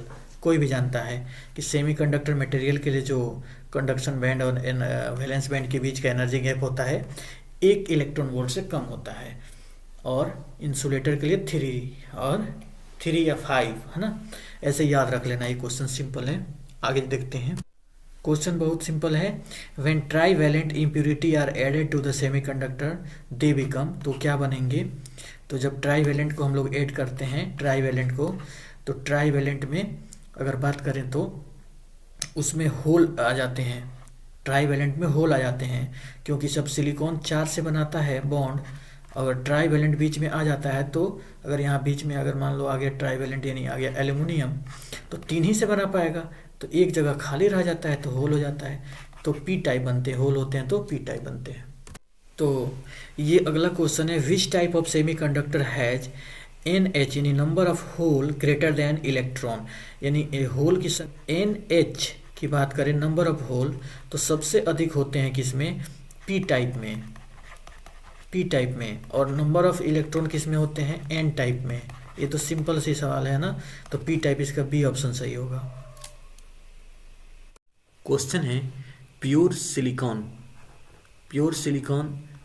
300 kelvin has equal electron Ne and hole NH, concentration of 1.5 into 10 के power 16 per meter cube. Doping by indium increases NH to 4.5 into 10 के power 22 metre per metre cube. Calculate N I in doped silicon. ये बहुत ही simple question है, ऐसा एक question करा भी चुका हूँ मैं, हिंट्स दे देता हूँ, आप बना लेना. देखिए बोल रहा है कि प्योर सिलिकॉन है और इसके जो NH और Ne मतलब होल, और ये रहा होल और इलेक्ट्रॉन और होल, इन दोनों का कंसंट्रेशन दे रखा है 1.5 इंटू 10 के पावर 16. तो हम लोग वो फार्मूला लगा देंगे कौन सा, तो Ni square equal to N E dot N H, है ना। तो एन आई दे रखा है, कितना दिया है ये, और बाई डोपिंग इंडियम, जब इंडियम का डोपिंग किया जा रहा है तो इसका कंसंट्रेशन होल का बढ़ के इतना हो जा रहा है, यानी होल जो है इसका ये एच ये बढ़ के हो जा रहा है कितना 4.5 इंटू 10⁻22। तो बताना है एन ई कितना होगा, पूछा ना एन ई कितना होगा। तो सिंपल है ना, यहाँ पे रख दीजिए, ये इसको रख दीजिए एन आई के जगह पर, और यहाँ पे ये, और कैलकुलेट कर लीजिए। हमें आप कमेंट बॉक्स में आंसर इसका जरूर बताएं, क्योंकि ऐसा है क्वेश्चन मैं करा चुका हूँ। क्वेश्चन कह रहा है कि यहाँ पे सपोज प्योर सिलिकॉन क्रिस्टल है 5 into 10⁻28 atom per metre cube, it doped with 1 ppm concentration, 1 ppm concentration से इसको डॉप्ड किया गया है, वो भी पेंटावेलेंट आर्सेनिक से। आर्सेनिक पेंटावेलेंट होता है। तो कैलकुलेट करना है हमको number of electron and hole, और एन आई का वैल्यू दिया हुआ है। बहुत ही आसान है, मैं इसको ना यहाँ पे सॉल्व कर दे रहा हूँ। देखिए कितना यहाँ पे सॉल्व कर रहा हूँ। यहाँ पे क्रिस्टल दिया हुआ है अपना इतना। 1 ppm का क्या मतलब होता है, 1 ppm मीन्स होता है 1 इंटू 1/10⁶, ये 1 ppm है, पार्ट पर मिलियन बोलते हैं उसको इंग्लिश में। तो बोल रहा है कि इतना क्रिस्टल एटम में इतना है, तो इसका मतलब हमें इसको मल्टीप्लाई करेंगे तो टोटल कितना क्रिस्टल एटम हो जाएगा 5 इंटू 10⁻28 ऐसा हो गया। अब इसको मल्टीप्लाई करने से ये तो हमारा इंडियम है, ये तो इंडियम का डोपिंग किया हुआ है, और ये हमारा सिलिकॉन का क्रिस्टल, ठीक है। तो इसको मल्टीप्लाई करेंगे तो 10⁶ से इसको कटाएंगे तो हो जाएगा 5 इंटू 10⁻, ये 6 ऊपर ख़त्म हो जाएगा तो बच जाएगा कितना, 6 चला गया तो बच जाएगा इसमें से 22 बच जाएगा, 5 इंटू 10⁻22। तो ये हमारा क्या है, ये है देखिए आर्सेनिक है, आर्सेनिक है मतलब पेंटावेलेंट आर्सेनिक है। तो इसका मतलब पेंटावेलेंट जो होते हैं तो ये इलेक्ट्रॉन क्रिएट करते हैं पेंटावेलेंट, तो पेंटावेलेंट इलेक्ट्रॉन क्रिएट करेंगे तो यहाँ पे जितना ज़्यादा ये है सेम यही इलेक्ट्रॉन की संख्या भी हो गई, तो एन ई जो है इतना हुआ, ठीक है। अगर हमें एन एच निकालना है तो फिर से देखिए ये एन आई दे दिया हुआ है हमको, तो एन आई वाला फॉर्मूला लगा देंगे, एन आई का square equal to N E dot N H, ठीक है। चूँकि हमें होल मिल गया है, सॉरी इलेक्ट्रॉन मिल गया है, और ये देखिए रहा हमारा इलेक्ट्रॉन, नंबर ऑफ इलेक्ट्रॉन पता चल गया। हमें अब होल निकालना है, क्योंकि हमें पूछ रहा है यहाँ पे इलेक्ट्रॉन और होल पूछ रहा है। तो एन आई दे दिया है, कितना दिया है 1.5 इंटू 10⁻16 दे दिया है, इसका कर देंगे स्क्वायर, और इलेक्ट्रॉन हमें मालूम है 5 इंटू 10⁻22, और फिर हम एन एच निकाल लेंगे। एन एच निकालने के लिए क्या करना है, इसको नीचे ले जाएंगे, हो जाएगा N H is equal to 1.5 into 1, और देखिए स्क्वायर 16 का 2 बार करेंगे तो 10⁻32 हो जाएगा, और ये नीचे चला गया 5 इंटू 10⁻22। अब देखिए 32 और 22 इसको मारेंगे तो हो जाएगा, यहाँ पे बच जाएगा 10⁻10, 10⁻10 बच जाएगा, और ये 5 से इसको कटाएंगे 15 को तो 0.3 आ जाएगा। तो मैं यहाँ पे सॉल्व कर दे रहा हूँ, यहाँ बच गया 0.3 इंटू 1.5, और इधर बच गया 10⁻10। अब देखिए 15 को इसको करेंगे तो 15×3=45 होता है ना, तो 0.45 हो जाएगा, 2 अंक के बाद दशमलव देखिए कि ये है, और एक ये तो मैंने दे दिया इंटू 10⁻10। अब इसको अगर इधर करेंगे तो हो जाएगा 4.5 इंटू, एक अंक इसमें कम होगा 10⁹ हो जाएगा। तो ये आंसर इसका है। एग्जैक्टली बहुत ही सिंपल क्वेश्चन है। तो ये अगला क्वेश्चन बोल रहा है, for a given semiconductor contribution of current due to electron and hole in ratio of 3:1 and the ratio of drift velocity, यानी ड्रिफ्ट वेलोसिटी यानी वीटी की बात कर रहा है, VT electron and hole is 5/2, then calculate the ratio of electron and hole concentration. बहुत ही simple question है, आप ध्यान से देखो इस क्वेश्चन को। ये दिया है करंट का रेशियो दे रखा है और ड्रिफ्ट वेलोसिटी का रेशियो देख रहा है। हमारे पास करंट और ड्रिफ्ट वेलोसिटी में एक ही रिलेशन है, I बराबर NEAVD, याद है, ये भी मैं बता चुका हूँ इसके पहले। तो ये रहा NEAVD, इसका मतलब ये देखिए ये ड्रिफ्ट वेलोसिटी है और ये करंट है और ये है कंसंट्रेशन, माने ये है मतलब चार्ज का नंबर यानी कंसंट्रेशन है, इसी का रेशियो बताना है। तो हम लोग सिंपली इसको ना रेशियो दिया है तो रेशियो में लिख लेते हैं 2 बार में। एक बार लिखते हैं I1/I2 और दूसरा लिखते हैं N1/N2। अब देखिए ये जो रेशियो निकालेंगे ना तो ये जो सेम है, इलेक्ट्रॉन और एरिया जो है ये सेम है, तो इसलिए ये कट जाएगा, इस रेशियो में आएगा, तो ऊपर नीचे सेम रहेगा। तो अब ये ड्रिप वेलोसिटी का रेशियो दे रखा है यानी दोनों डिफरेंट है तो ये नहीं कटेगा, तो ये हो जाएगा VD1/VD2। अब हम लोग देखो अगर ये कंसंट्रेशन निकालना है यानी ये हमको निकालना है तो इसको इधर भेजना पड़ेगा, ये इस वाले को हमें इधर भेजना पड़ेगा। तो लिख दूंगा मैं यहाँ पे N1/N2 इज इक्वल टू इधर हो गया I1/I2 और इनटू ये जाएगा जब इधर तो उल्टा हो जाता है, तो VD2/VD1। अब सिंपली हम लोग वैल्यू कर देंगे, I1 दे दिया है ये 3:1 यानी 3/1, साफ लिख देता हूँ मैं 3/1 और ये VD जो दिया हुआ है ड्रिप वेलोसिटी ये दिया है 5/2, तो ये उल्टा हो जाएगा ना 2/5। अब ये मल्टीप्लाई होगा तो 6/5 आ जाएगा आंसर, ये आंसर हुआ। तो अब तक हमने जो पढ़ा है उसको एक बार सम अप कर लेते हैं फटाफट। देखिए कंडक्टर है, हम लोगों ने कंडक्टर में देखा कि ऊपर कंडक्शन बैंड और बैलेंस बैंड ओवरलैप होता है, कंडक्शन बैंड और ये ओवरलैप होता है, तो यहाँ पे ओवरलैप है और ओवरलैपिंग से इसका डेल्टा Eg जो होगा वो 0 होगा। तो यहाँ पे जो कंडक्टिविटी को देखते हैं, कंडक्टिविटी 10⁻² से लेकर 10⁸ तक, मतलब बहुत ही ज़्यादा होता है कंडक्टिविटी। रेसिस्टिविटी 10⁻² से 10⁻8 तक, यानी बहुत ही कम होता है रेसिस्टिविटी। इसके एग्जांपल कॉपर, चांदी और एल्यूमिनियम, आयरन और सोडियम, जितने भी मेटल्स वगैरह हैं ये सब होते हैं। इंसुलेटर की बात कर लेते हैं। इंसुलेटर जो इससे होता है ये इसका डेल्टा Ag मतलब कंडक्शन बैंड और वैलेंस बैंड के बीच की जो गैप है वो 3 इलेक्ट्रॉन वोल्ट के आसपास होता है या इससे ज़्यादा होता है।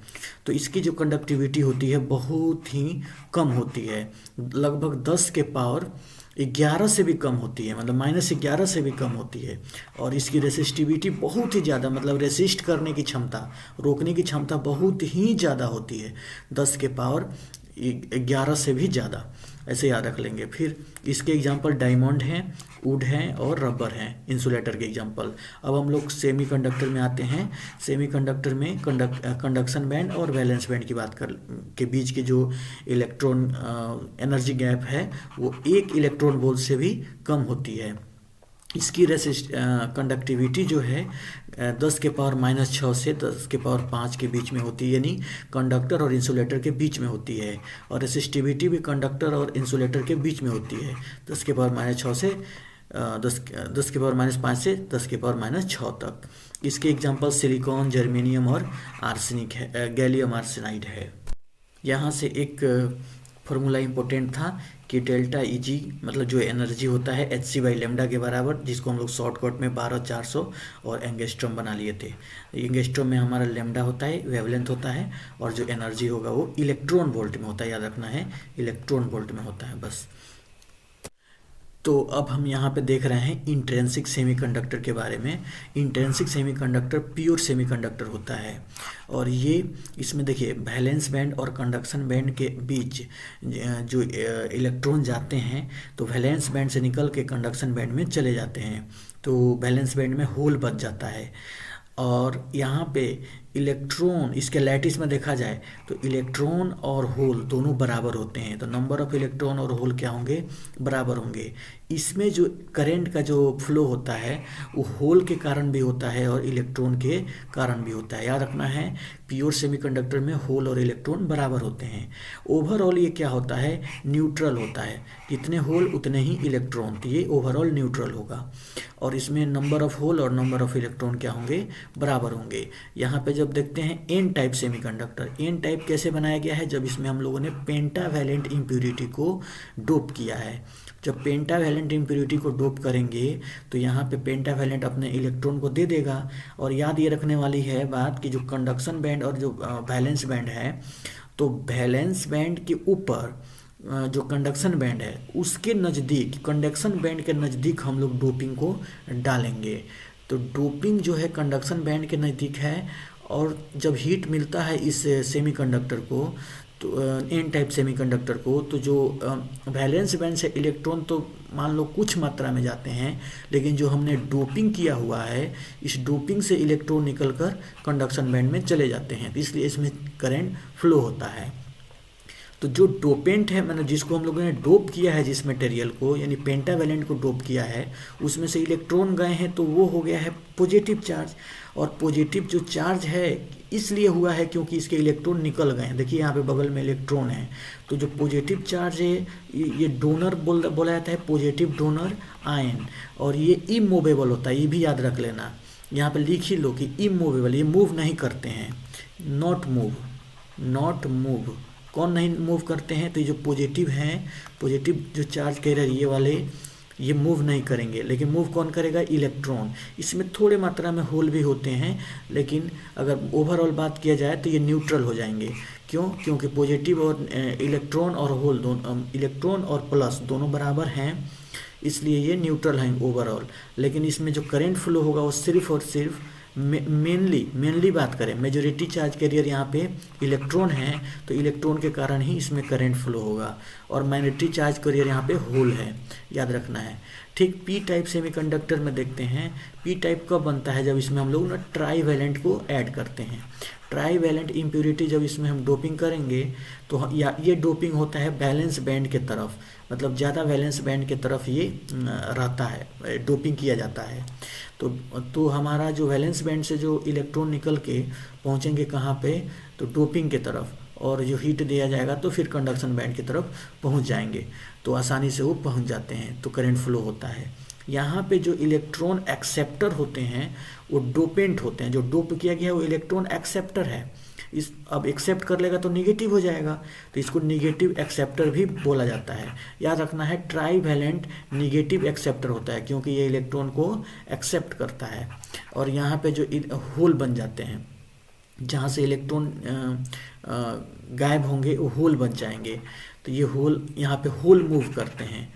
यहाँ पे होल मूव करेंगे तो यहाँ पे करंट जो होगा, मेजॉरिटी चार्ज कैरियर होल होंगे, तो यहाँ पे करंट होल के कारण होगा, ठीक है। और माइनॉरिटी जो चार्ज कैरियर है वो इलेक्ट्रॉन्स होंगे, और ओवरऑल ये भी क्या हो जाएगा? न्यूट्रल होगा। ये सम अप है हमारा।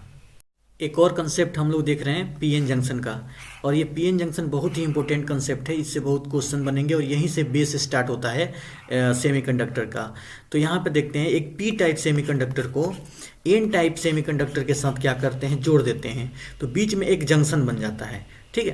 पी टाइप और एन टाइप को क्या कर लेते हैं? जोड़ देते हैं। पी टाइप में क्या अधिक होता है? तो पी टाइप में ये होल अधिक होता है, और एन टाइप में क्या अधिक होता है? तो एन टाइप में इलेक्ट्रॉन्स अधिक होते हैं, ठीक है। अगर मैं बात करूं तो जैसे ही देखो, मैं यहाँ पे जो माइनस बना रखा हूँ, तो ये होल के कारण, क्योंकि इसने एक्सेप्ट कर लिया है इलेक्ट्रॉन, मैं पहले बता चुका हूँ, तो इसने निगेटिव है, तो ये इमूवेबल है। मैं यहाँ पे लिख दिया हूँ कि ये नहीं मूव करेंगे। यहाँ का ये माइनस और यहाँ का ये जो प्लस है ये मूव नहीं करने वाले, यहाँ पे मैं लिख दिया हूँ, क्योंकि ये उसमें उस लैटिस में रहते हैं, ठीक ना, वो लैटिस में फिक्स रहते हैं। इन्होंने इलेक्ट्रॉन को या तो ले लिया है या फिर इलेक्ट्रॉन दे दिया है, जो डोपिंग किए हैं वो चीज़ है ये माइनस और इधर वाले प्लस, ठीक है। जो भी यहाँ मूव करेंगे वो होंगे ये होल, और यहाँ के इलेक्ट्रॉन यही मूव करने वाले हैं। तो हम लोग यहाँ पे बात ये करेंगे कि जब यहाँ पे हमने डोपिंग करना स्टार्ट किया, यहाँ पे जो डोपिंग हुआ है, तो इसके कंसंट्रेशन ग्रेडियंट, इसके जो कंसंट्रेशन है, इनके कंसंट्रेशन के कारण जो होल होते हैं वो इधर मूव करना शुरू करेंगे, और इलेक्ट्रॉन इधर मूव करना शुरू कर देते हैं।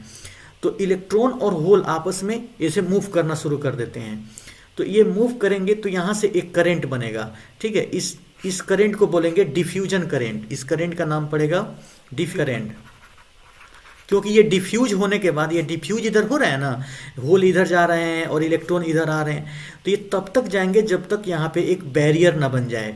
मैं अब बता रहा हूँ कि यहाँ पे एक बैरियर बन जाता है, और यहाँ पे देखिए, यहाँ पे बैरियर बन गया, यहाँ पे बैरियर बन गया है। जो होल थे वो इधर कुछ चले गए हैं, कुछ इलेक्ट्रॉन यहाँ से इधर आ गए हैं, और होल कुछ इधर चले गए हैं। तो इसके कारण क्या हुए हैं कि यहाँ पे एक बैरियर बन गया है। अब यहाँ पे जो इलेक्ट्रॉन और होल ये दोनों कंबाइन होकर, देखिए यहाँ पे न्यूट्रल स्टेट बना हुआ है, होल और इलेक्ट्रॉन दोनों कंबाइन हो गए जुड़ के, एक बीच में एक गैप बन गया। इस दोनों के बीच के गैप को बोलते हैं डिप्लीशन लेयर। डिप्लीशन लेयर, ये डिप्लीशन लेयर जो है इसमें एक देखिए यहाँ पे प्लस प्लस प्लस, मतलब जो भी प्लस आए हैं यहाँ पे सेटल हो गए हैं, और जो इधर के माइनस आया है यहाँ पे सेटल हो गया है। इसके वजह से यहाँ पे एक इलेक्ट्रिक फील्ड बन जाएगा। इलेक्ट्रिक फील्ड कहाँ से कहाँ बनता है, तो प्लस से माइनस की तरफ बनता है, तो इलेक्ट्रिक फील्ड प्लस से माइनस की तरफ बन गया है। इस इलेक्ट्रिक फील्ड के कारण क्या होगा कि देखिए ये जो कंबाइन हुए हैं ना, जो इधर से होल इधर चले गए थे और यहाँ इलेक्ट्रॉन आकर इस स्पेस में, इस वाले स्पेस में आके जो जुड़ गए हैं, न्यूट्रल रीजन है, यहाँ पे न्यूट्रल रीजन बनाए हैं। तो यहाँ से न्यूट्रल रीजन में से क्या होगा, इलेक्ट्रॉन और होल दोनों, अगर होल है और इलेक्ट्रॉन है तो ये इलेक्ट्रिक फील्ड क्या करेगा, होल को उठा के होल को उसके तरफ भेज देगा। कहाँ, होल को भेज देगा होल की तरफ, और इलेक्ट्रॉन को भेज देगा इलेक्ट्रॉन की तरफ। कैसे, सोचिए, आप ही बताइए।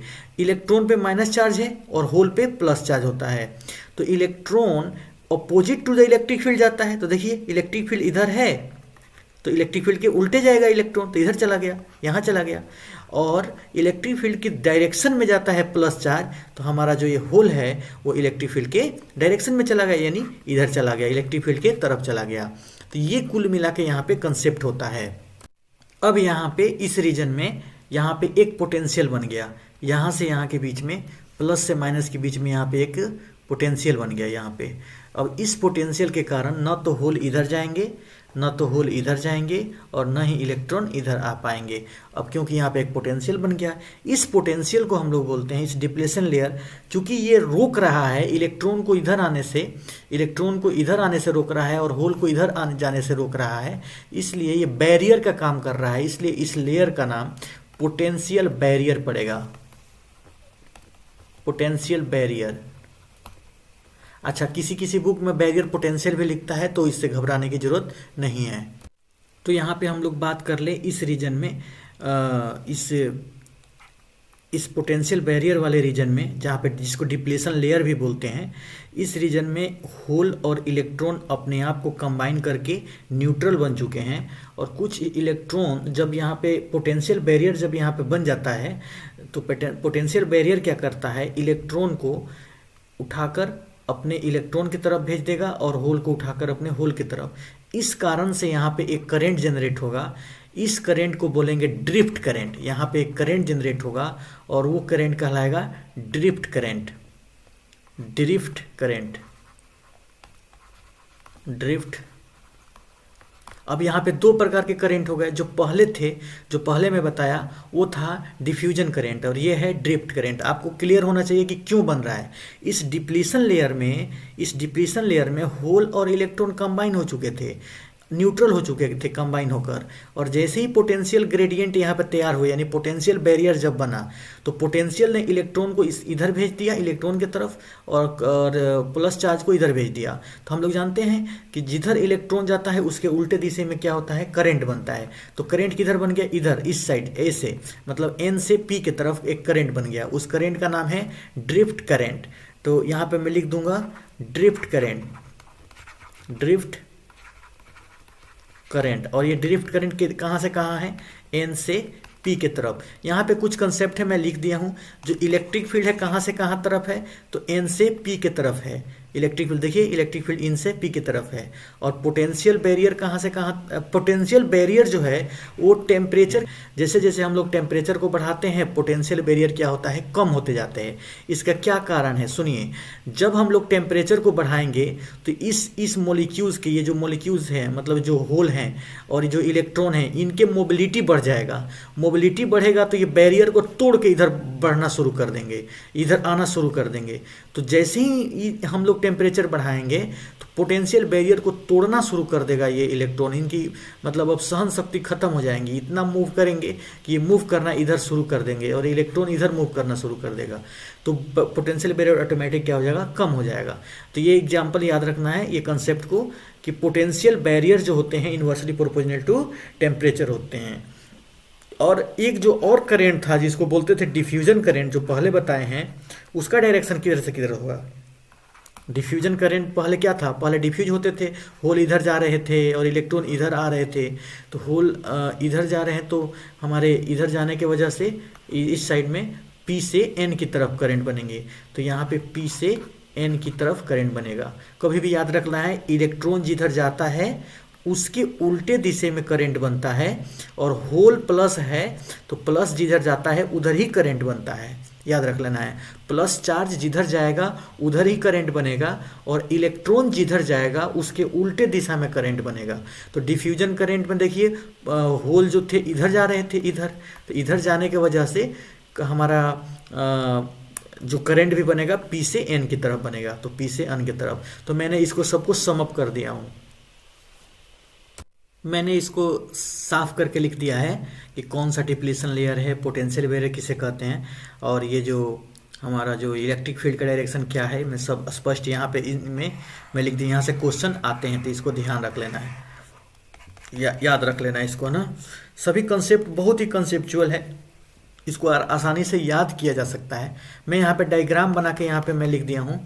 अच्छा, बैरियर पोटेंशियल का एक वैल्यू याद रख लेना है। सिलिकॉन के लिए बैरियर पोटेंशियल का जो वैल्यू होता है वो है 0.7 वोल्ट, 0.7 वोल्ट।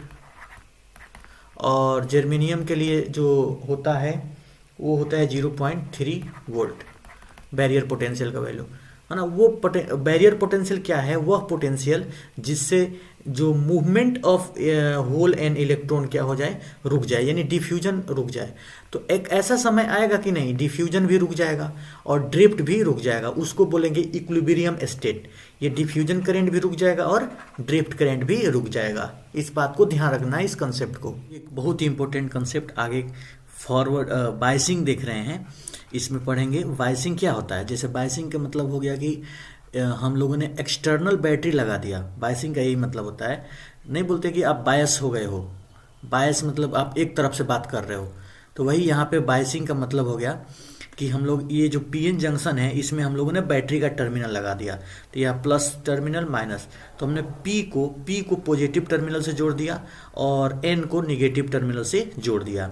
अब यहाँ पे होता क्या है, जैसे ही हम प्लस पी को जोड़ेंगे तो यहाँ पे जो होल हैं ये होल पॉजिटिव चार्ज हैं, तो प्लस जो पॉजिटिव एक्सटर्नल बैटरी है इस होल को धक्का देगा, रिपल्सन कॉज करेगा, जिसके वजह से यहाँ पे डिप्लीशन लेयर पतला होते जाएगा।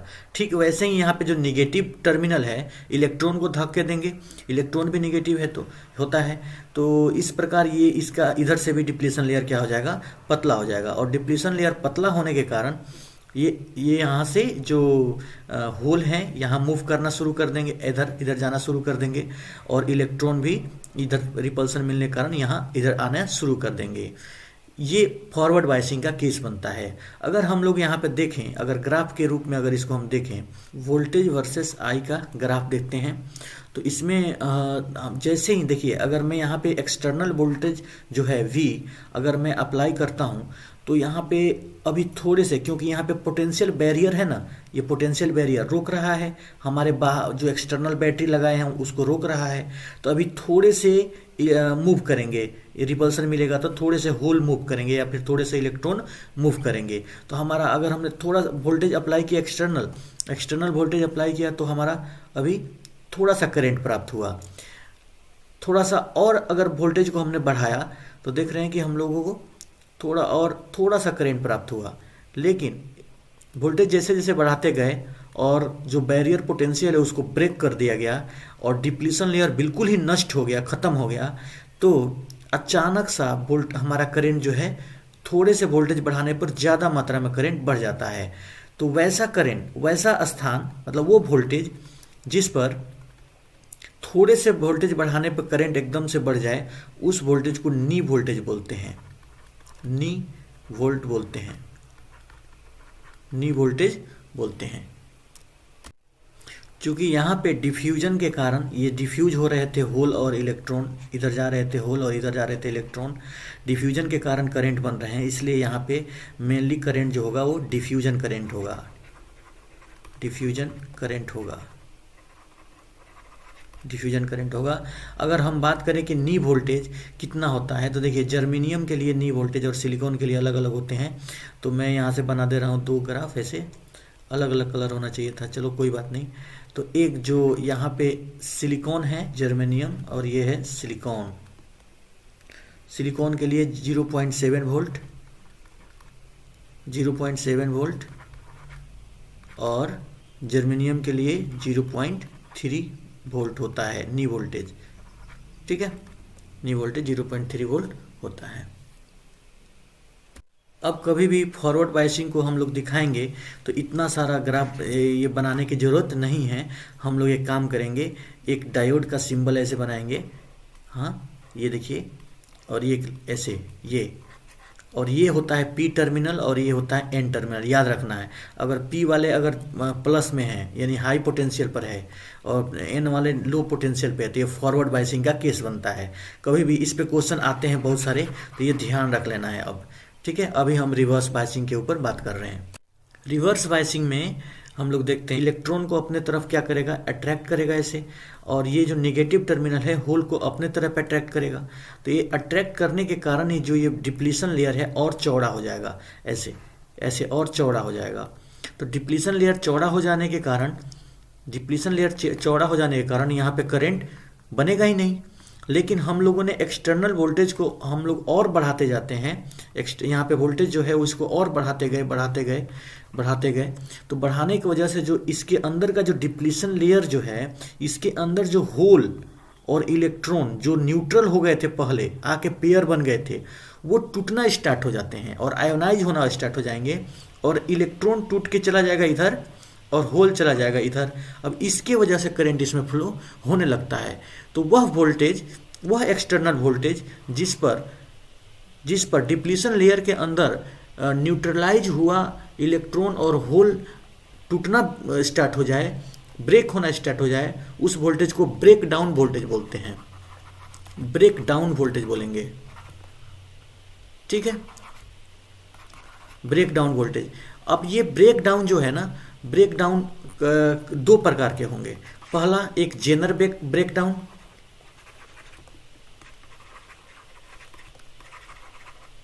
एक जेनर ब्रेक डाउन, और दूसरा एवलांचे ब्रेक डाउन। अब जेनर ब्रेक डाउन और एवलांचे ब्रेक डाउन के बारे में थोड़ा सा जान लेते हैं। अब यहीं से एलिमेंट्स बनना शुरू हो जाएंगे। तो जेनर ब्रेक डाउन के बारे में बताइए। जेनर ब्रेक डाउन जो होता है, जेनर ब्रेक डाउन जो होता है, इसका डिप्लीशन लेयर थोड़ा सा पतला होता है। तो लिख सकते हैं थीन डिप्लीशन लेयर।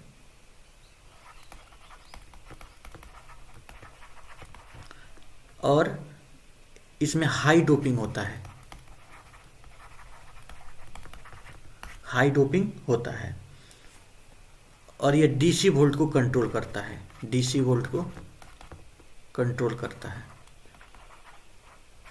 ठीक है, अगर हम लोग एवलांचे ब्रेक डाउन की बात कर लें तो इसका ना थिक डिप्लीशन लेयर होता है।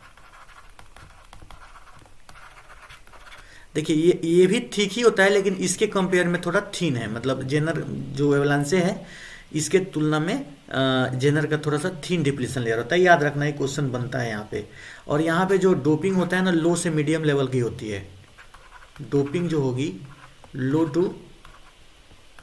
टू मीडियम लेवल की, डोपिंग जो होगी लो से मीडियम लेवल की होगी, है ना। और ये एवलांचे हो गया और जेनर हो गया। इनके बाद हम लोग एक ग्राफ के रूप में इसको देखते हैं, अच्छे से समझ में आएगा। देखिए यहाँ करंट वर्सेस वोल्ट का ग्राफ बनाते हैं। फॉरवर्ड बायसिंग में क्या होता था, हम लोग जब वोल्ट बढ़ाते थे, अपना एक्सटर्नल बैटरी का पोटेंशियल बढ़ाते थे, तो हमारा करंट थोड़ा सा बढ़ता था। फिर पोटेंशियल बढ़ाए, थोड़ा सा बढ़ा, फिर पोटेंशियल बढ़ाए, थोड़ा सा बढ़ा। लेकिन एक समय ऐसा आता था कि वहाँ से हम लोग पोटेंशियल थोड़ा सा बढ़ाते थे, लेकिन करंट एकदम से अचानक सा बढ़ जाता था। तो वो पॉइंट को हम लोग ने नाम दिया था फॉरवर्ड में नी वोल्टेज, नी वोल्टेज। लेकिन रिवर्स में क्या होता है कि जैसे ही हम पोटेंशियल बढ़ाते हैं करंट बिल्कुल नहीं बढ़ता है। इसका कारण क्या है, तो डिप्लीशन लेयर चौड़ा हो जाता है, और पोटेंशियल बढ़ाए डिप्लीशन लेयर और चौड़ा हो गया, और पोटेंशियल बढ़ाए डिप्लीशन लेयर और चौड़ा हो गया, करंट बिल्कुल नहीं बढ़ा। लेकिन हमने वोल्टेज इतना ज़्यादा बढ़ा दिया कि डिप्लीशन लेयर के अंदर का जो होल और इलेक्ट्रॉन का पेयर है वो टूटना स्टार्ट हो जाता है। और जब वो टूटना स्टार्ट करेगा तो अचानक सा एकदम से करंट बढ़ जाएगा, और ये जो करंट कहलाएगा, यहाँ पे जो करंट बढ़ गया है और जो वो वोल्टेज कहलाएगा जिस पे डिप्लीशन लेयर के अंदर होल और इलेक्ट्रॉन टूटना स्टार्ट हो गए, उस पोटेंशियल को बोलेंगे ब्रेकडाउन, यानी जेनर ब्रेकडाउन, या फिर इसको ब्रेकडाउन वोल्टेज बोल सकते हैं। जेनर किसी बुक में इसको लिखता है जेनर ब्रेकडाउन, लेकिन हम लोग मानते हैं ये है हमारा ब्रेकडाउन वोल्टेज। और ये दो प्रकार के होते हैं, हम लोग तो पहले देख लिए ब्रेकडाउन वोल्टेज, और ये दो प्रकार के होंगे, एक कौन होगा जेनर ब्रेकडाउन और दूसरा एवलांचे ब्रेकडाउन। तो बहुत ही अच्छा कंसेप्ट है। रिवर्स बायसिंग में एक चीज़ मैं यहाँ पे बताना भूल गया था कि रिवर्स बायसिंग में ये जो यहाँ पे जो करंट बनेंगे तो वो ड्रिफ्टिंग के कारण बन रहे हैं। इलेक्ट्रॉन पेयर जब टूट रहा है, यहाँ पे होल और इलेक्ट्रॉन यहाँ से टूट के इधर जा रहे हैं, तो ये ड्रिफ्टिंग के कारण हो रहा है, इसलिए यहाँ पे बनेंगे जो करंट वो ड्रिफ्ट करंट कहलाएंगे, ड्रिफ्ट करंट यहाँ पे बनेंगे।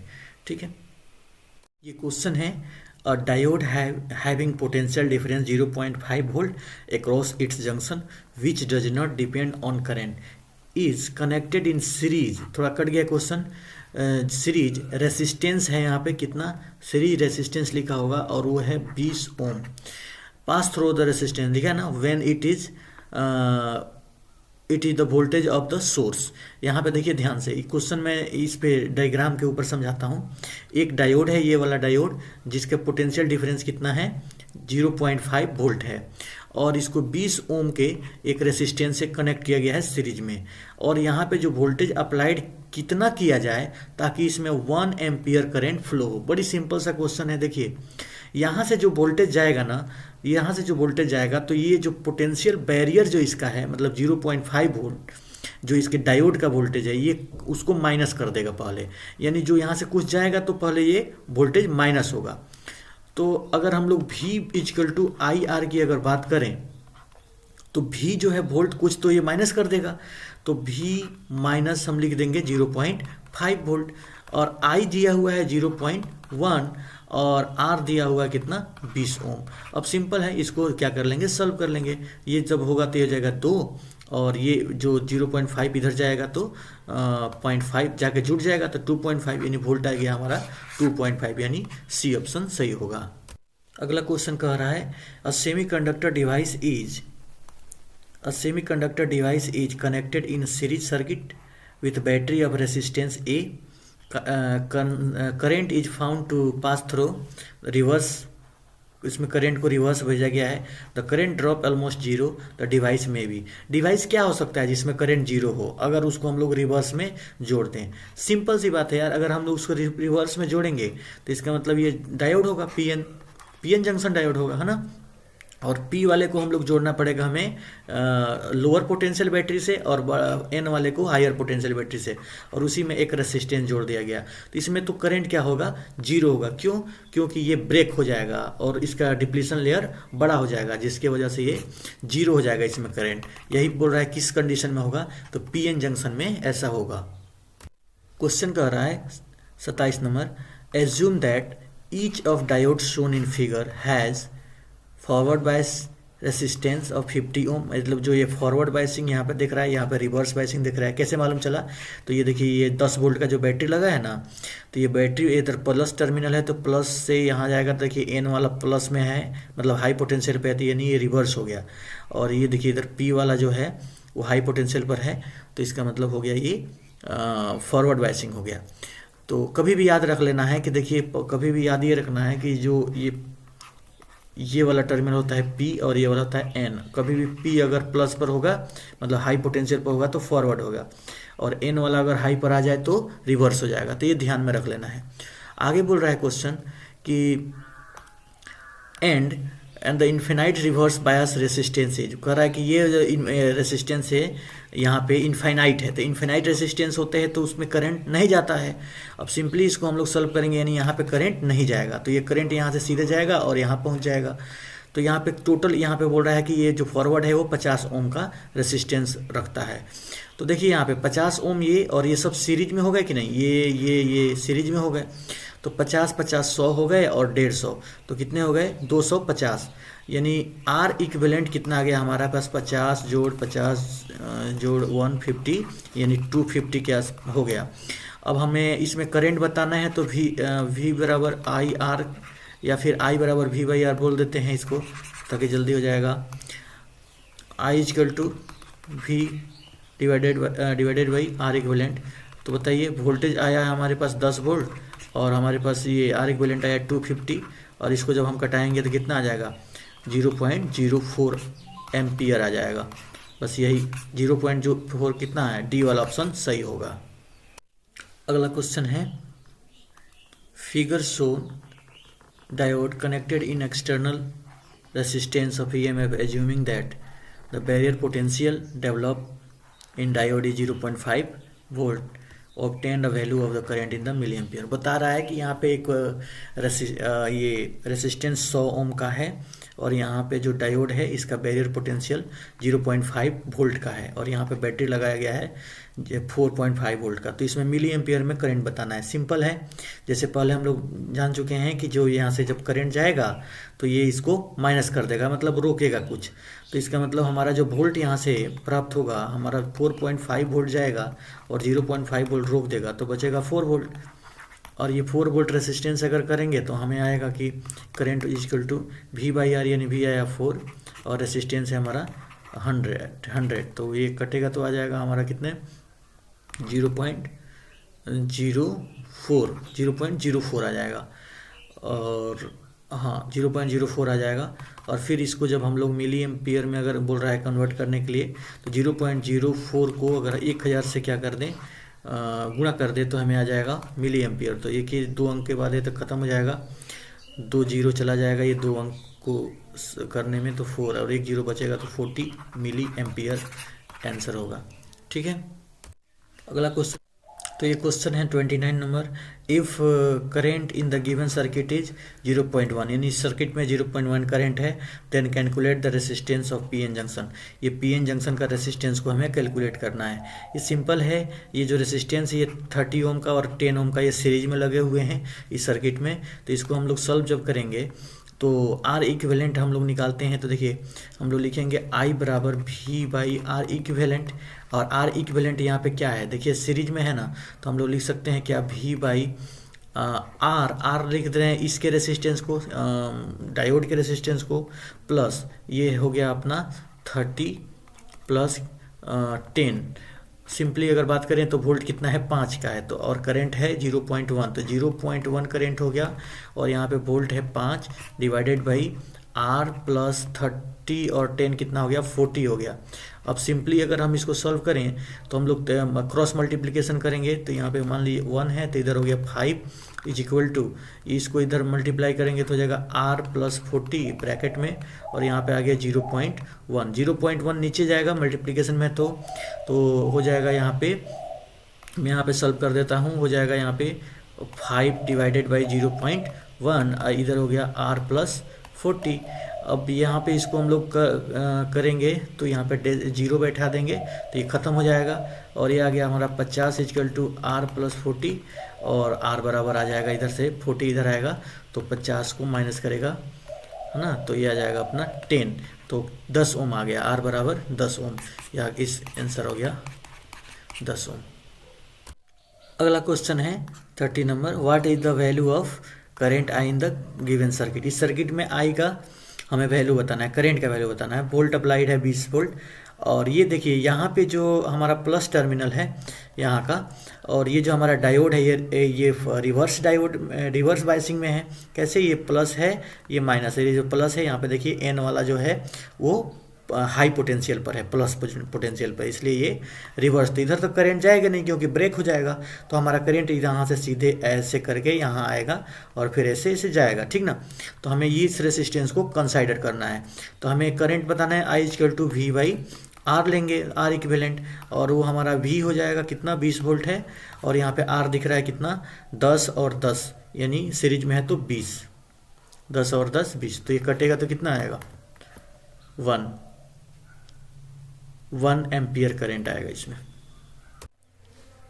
31, what is the value of the current in given circuit. देखिए यहाँ पे करंट आई बताना है, यहाँ पे 2.7 वोल्ट है, और यहाँ पे देखिए ये वाला ये जो है ना, ये डायोड ये है फॉरवर्ड, रिवर्स हो गया है, क्योंकि यहाँ पे प्लस टर्मिनल है, यहाँ पे एन है, और ये हो गया अपना फॉरवर्ड बायसिंग। तो फॉरवर्ड बायसिंग से ही करंट जाएगा, रिवर्स तो मर जाएगा।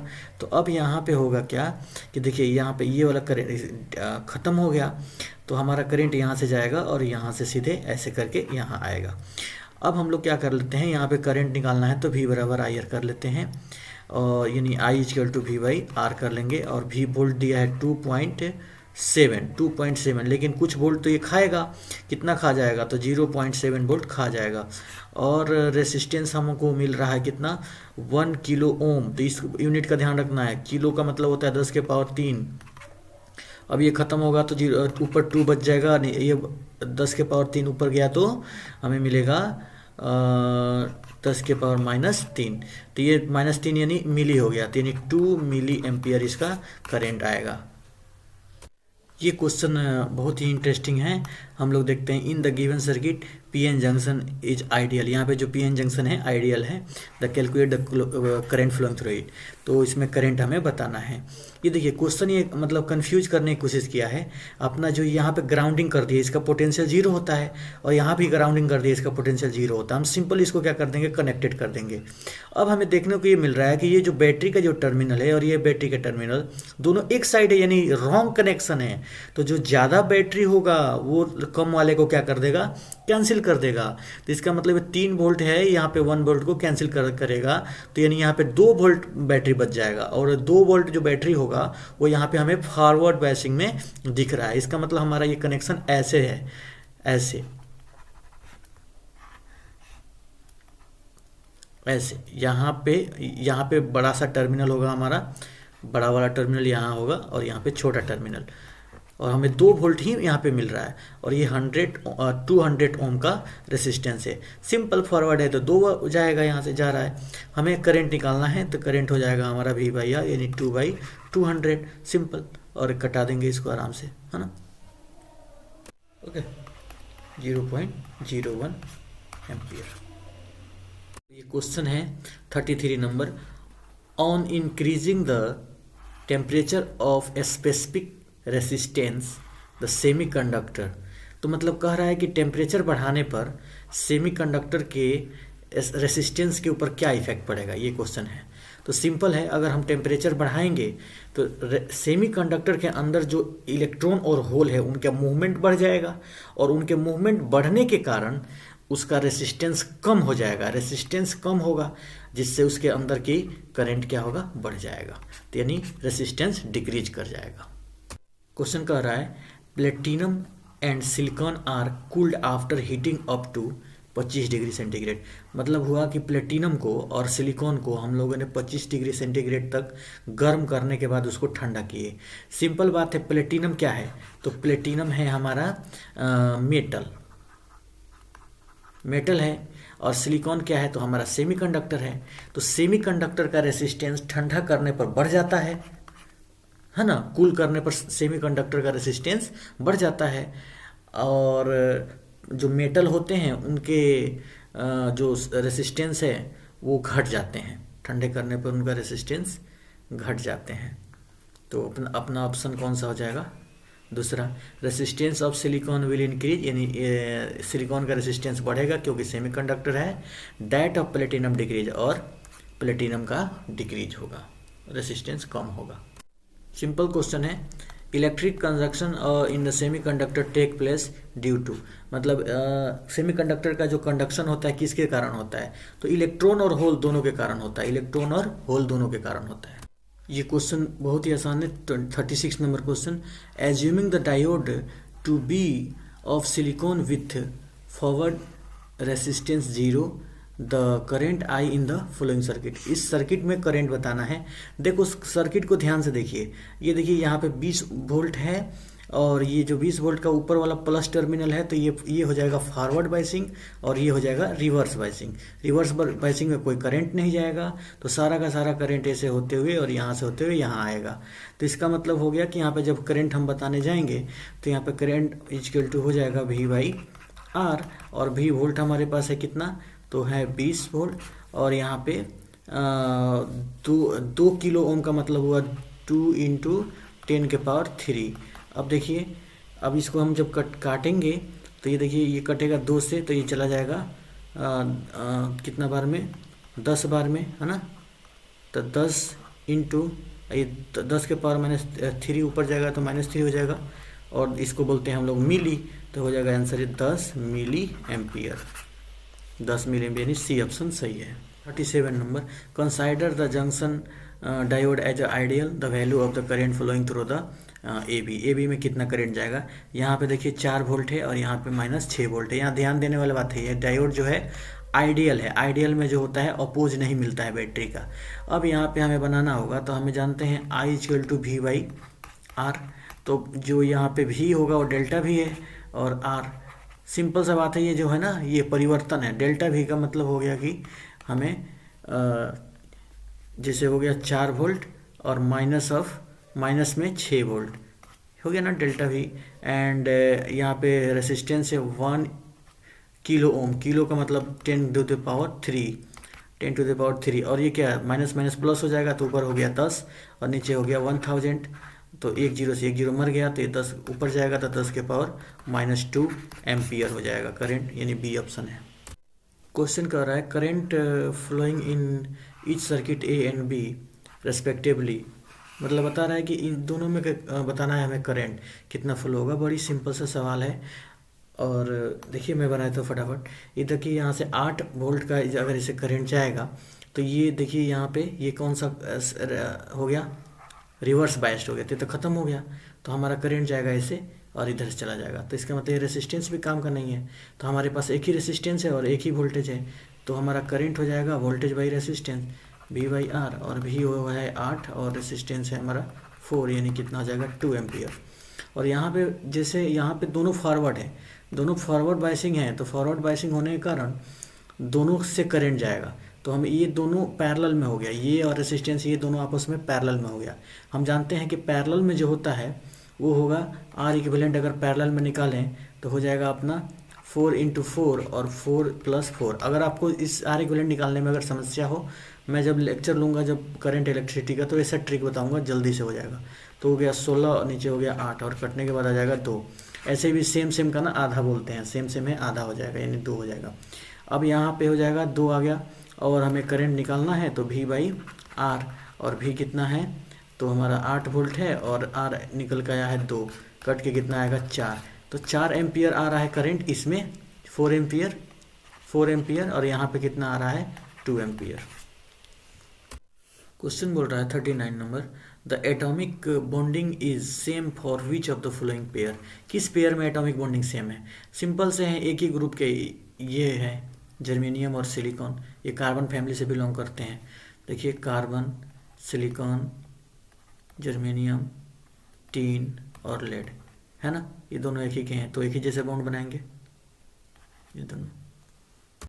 क्वेश्चन 40 नंबर बोल रहा है which of the flowing band diagram show N type semiconductor. इस बैंड डायग्राम को देखिए और पहचानिए कौन एन टाइप है।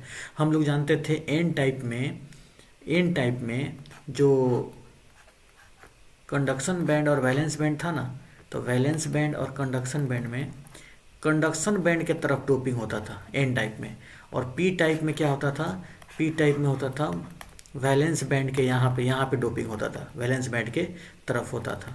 ठीक है, तो हमारा इसमें ऑप्शन ये दिख रहा है, तो हमारा ऑप्शन कौन हो जाएगा, हमारा ऑप्शन हो जाएगा दूसरा। देखिए यहाँ पे इम्प्योरिटी लेवल कहाँ पे भरा गया है, इम्प्योरिटी लेवल भरा गया है कंडक्शन बैंड के तरफ। मिलते हैं नेक्स्ट वीडियो में। नेक्स्ट वीडियो बहुत ही अमेजिंग होने वाला है, क्योंकि इसमें हम लोग अच्छे से अच्छे क्वेश्चन को सॉल्व करेंगे। ट्रांजिस्टर जो कि सबसे ज़्यादा नीट में पूछा जाता है, तो ज़्यादा से ज़्यादा क्वेश्चन को सॉल्व करेंगे और उसके जो कंसेप्ट है उसको एकदम से ट्रिकी वे में समझेंगे। चलिए मिलते हैं